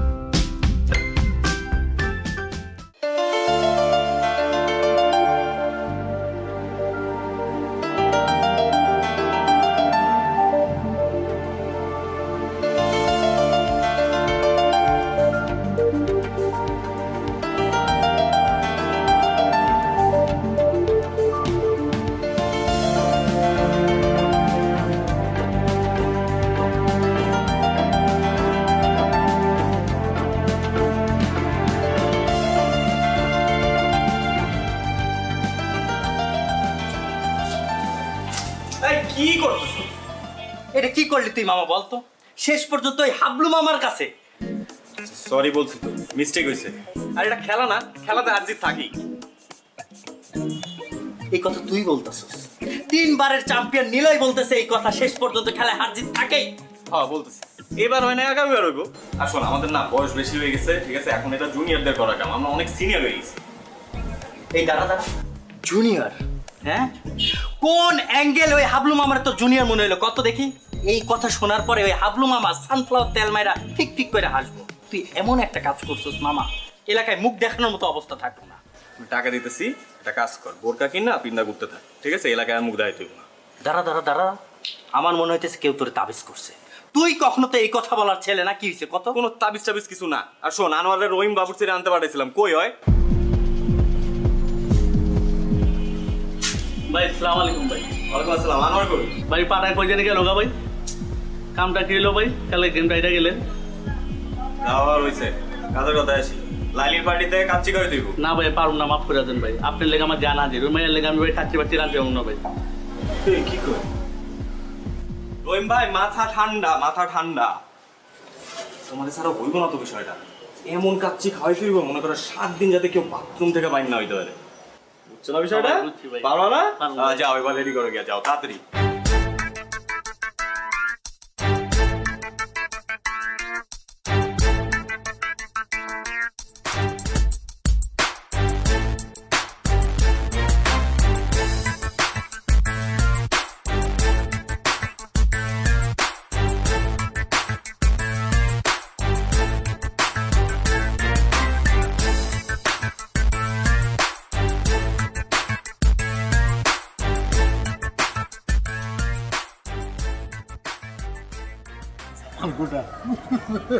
একটু বড় খবর হইব।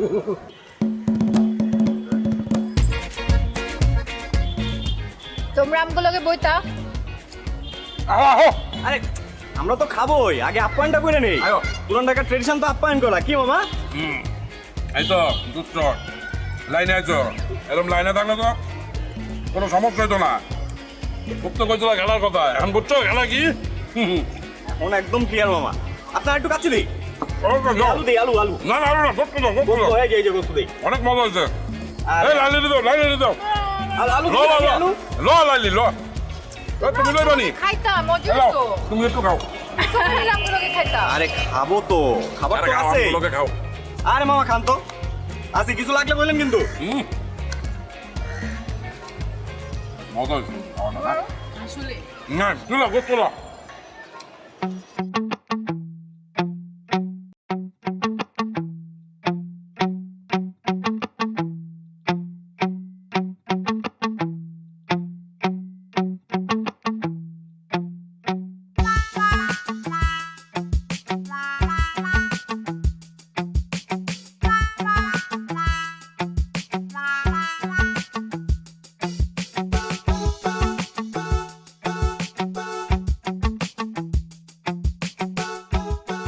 এইবার লইয়া কয়বার হয়েছে?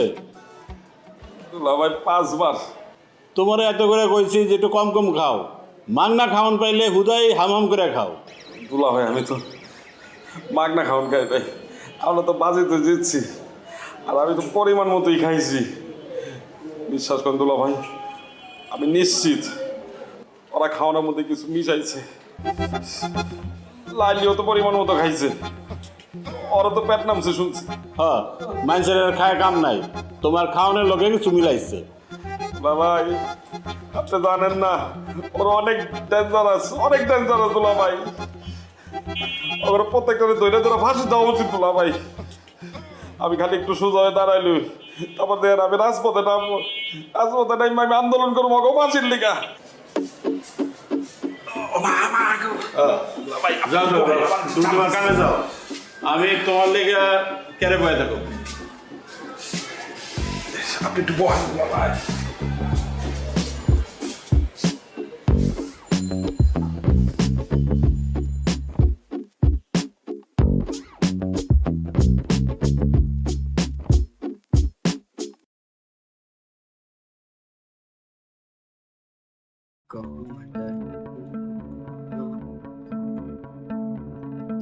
Chuẩn không? Đúng không, phải chuẩn không?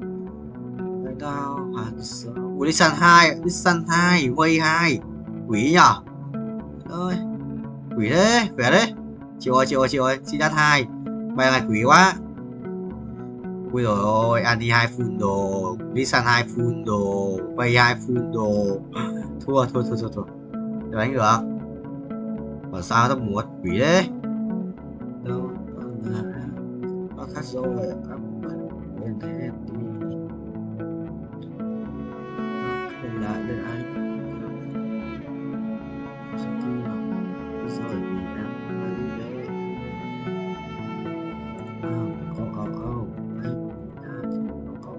Nó sẽ xuất bài nó kéo tung ra mà.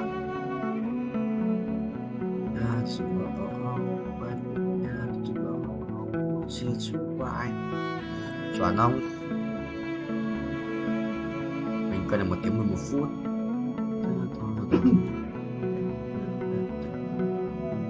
Nhiều xì à.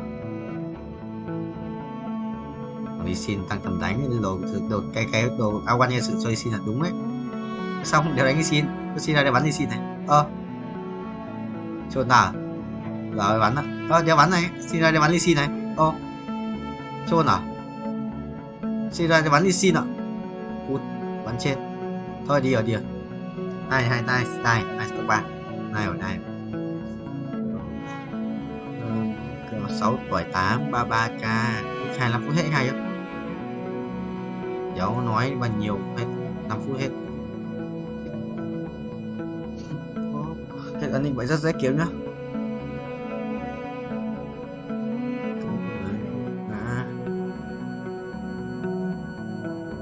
Về nhà sau khi còn không?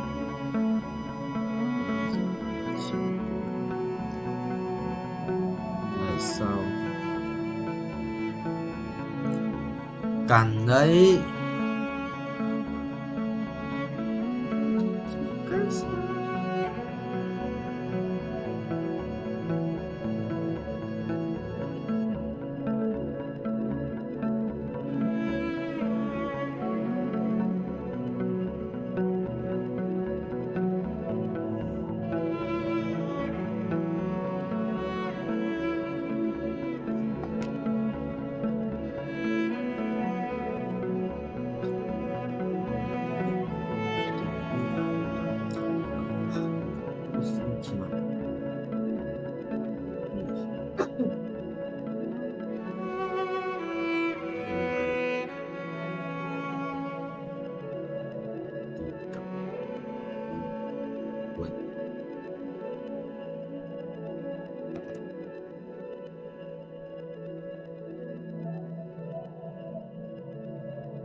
Tám tuổi thưa tôi đi bớt một lần nữa là thực sự là hết cường đấy. Quyết nhau phải không? 1,7k cơ sự cạn kẹt rồi, cạn kẹt kinh tế.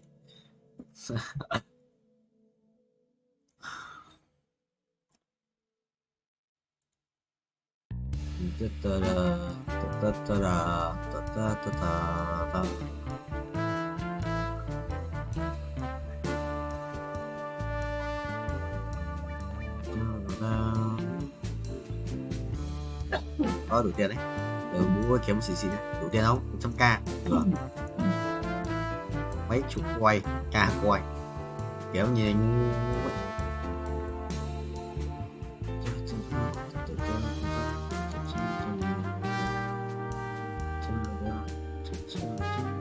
đấu đủ tiền mà mấy quân pet đấy chứ nhức đầu. Vì chứ sự im lặng mở chứ sự mềm mở về công nghĩ lặp lại thế nào chuẩn không? Kiếm cái farm không ấy trai ca kéo đủ tiền làm gì đấy 300 phát chém ạ. Mà chém được 10 à? Kinh hết. Ai đó quay nó nó nghe tôi nhạc em nên lập để em nó chẳng nhớ xem đầu check cái lucky yêu mắt em mắt em không làm mày học tiếp, hay chỉ cần đi thi thôi.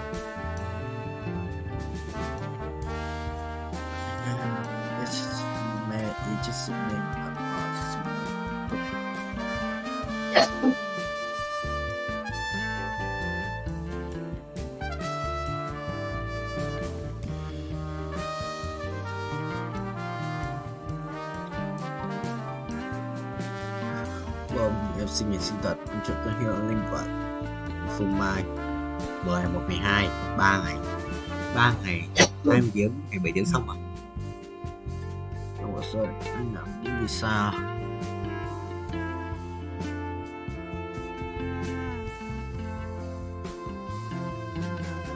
rồi chuẩn bị 9 F1 video 2 ngày 9 tháng 4 tôi có blog release xem video hướng dẫn blog của Thái ok như nào anh hiểu không này Quang cả lại chỉ đầm đi cái mình học rồi.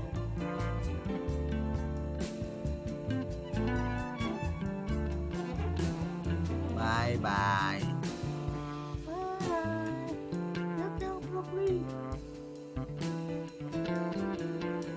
Giờ thì mất được phần tiền này, cũng được mất visa.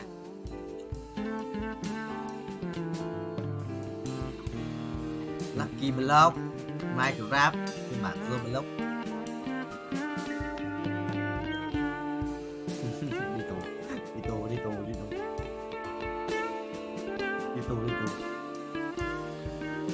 Đi tù.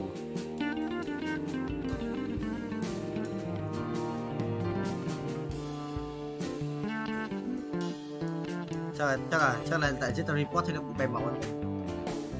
Để chết report một lần mà.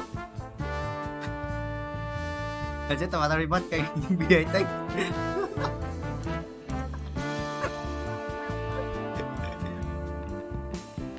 Chứ tao phải làm à? Để chết tao report cái đấy.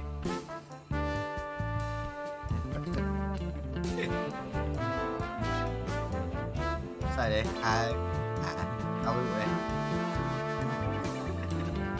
Không gọi được à? Gạt đến đó. Tôi gọi cho anh đúng không? Gọi cho anh không?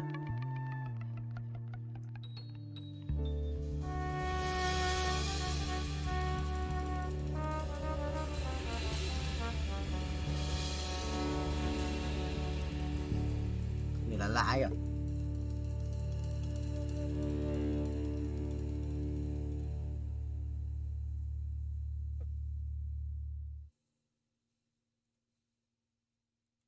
Và lâu à? Chơi nữa, chơi nữa. Chơi nữa. Tao bắn được cùng mà. Tao bạc một mà. Cô dùng đi khác Vũ bắn nữa. Có à bắn luôn. Tao vào xong vậy, tao vào xong này, vào xong.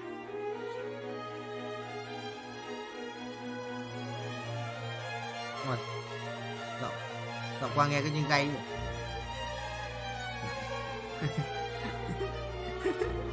Nghe đi hay thế.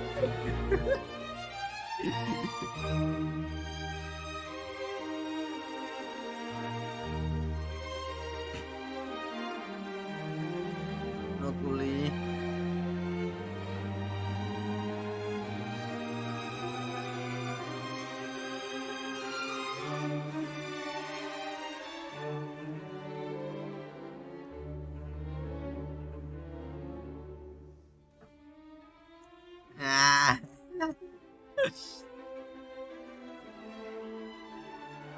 Đây chạy chứ sơ đi.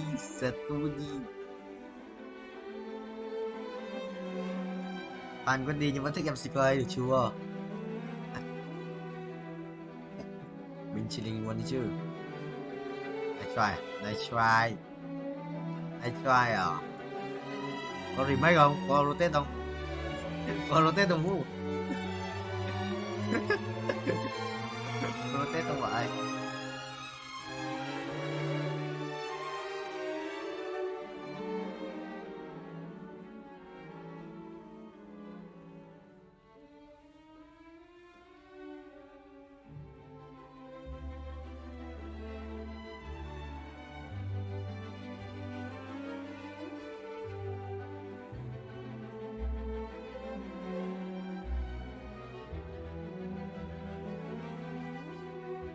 Chồng thất nghiệp đang bán ảnh nhạy cảm của vợ để kiếm tiền. Hay, nice, nice, nice, nice.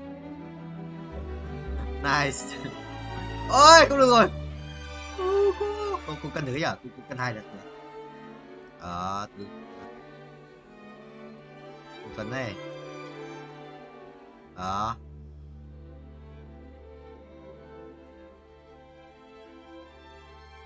Cả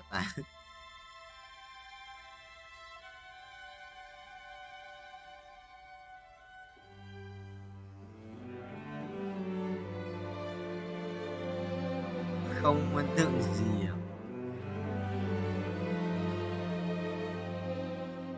à? Toxic. Được cái toxic điên, vì toxic như vũ.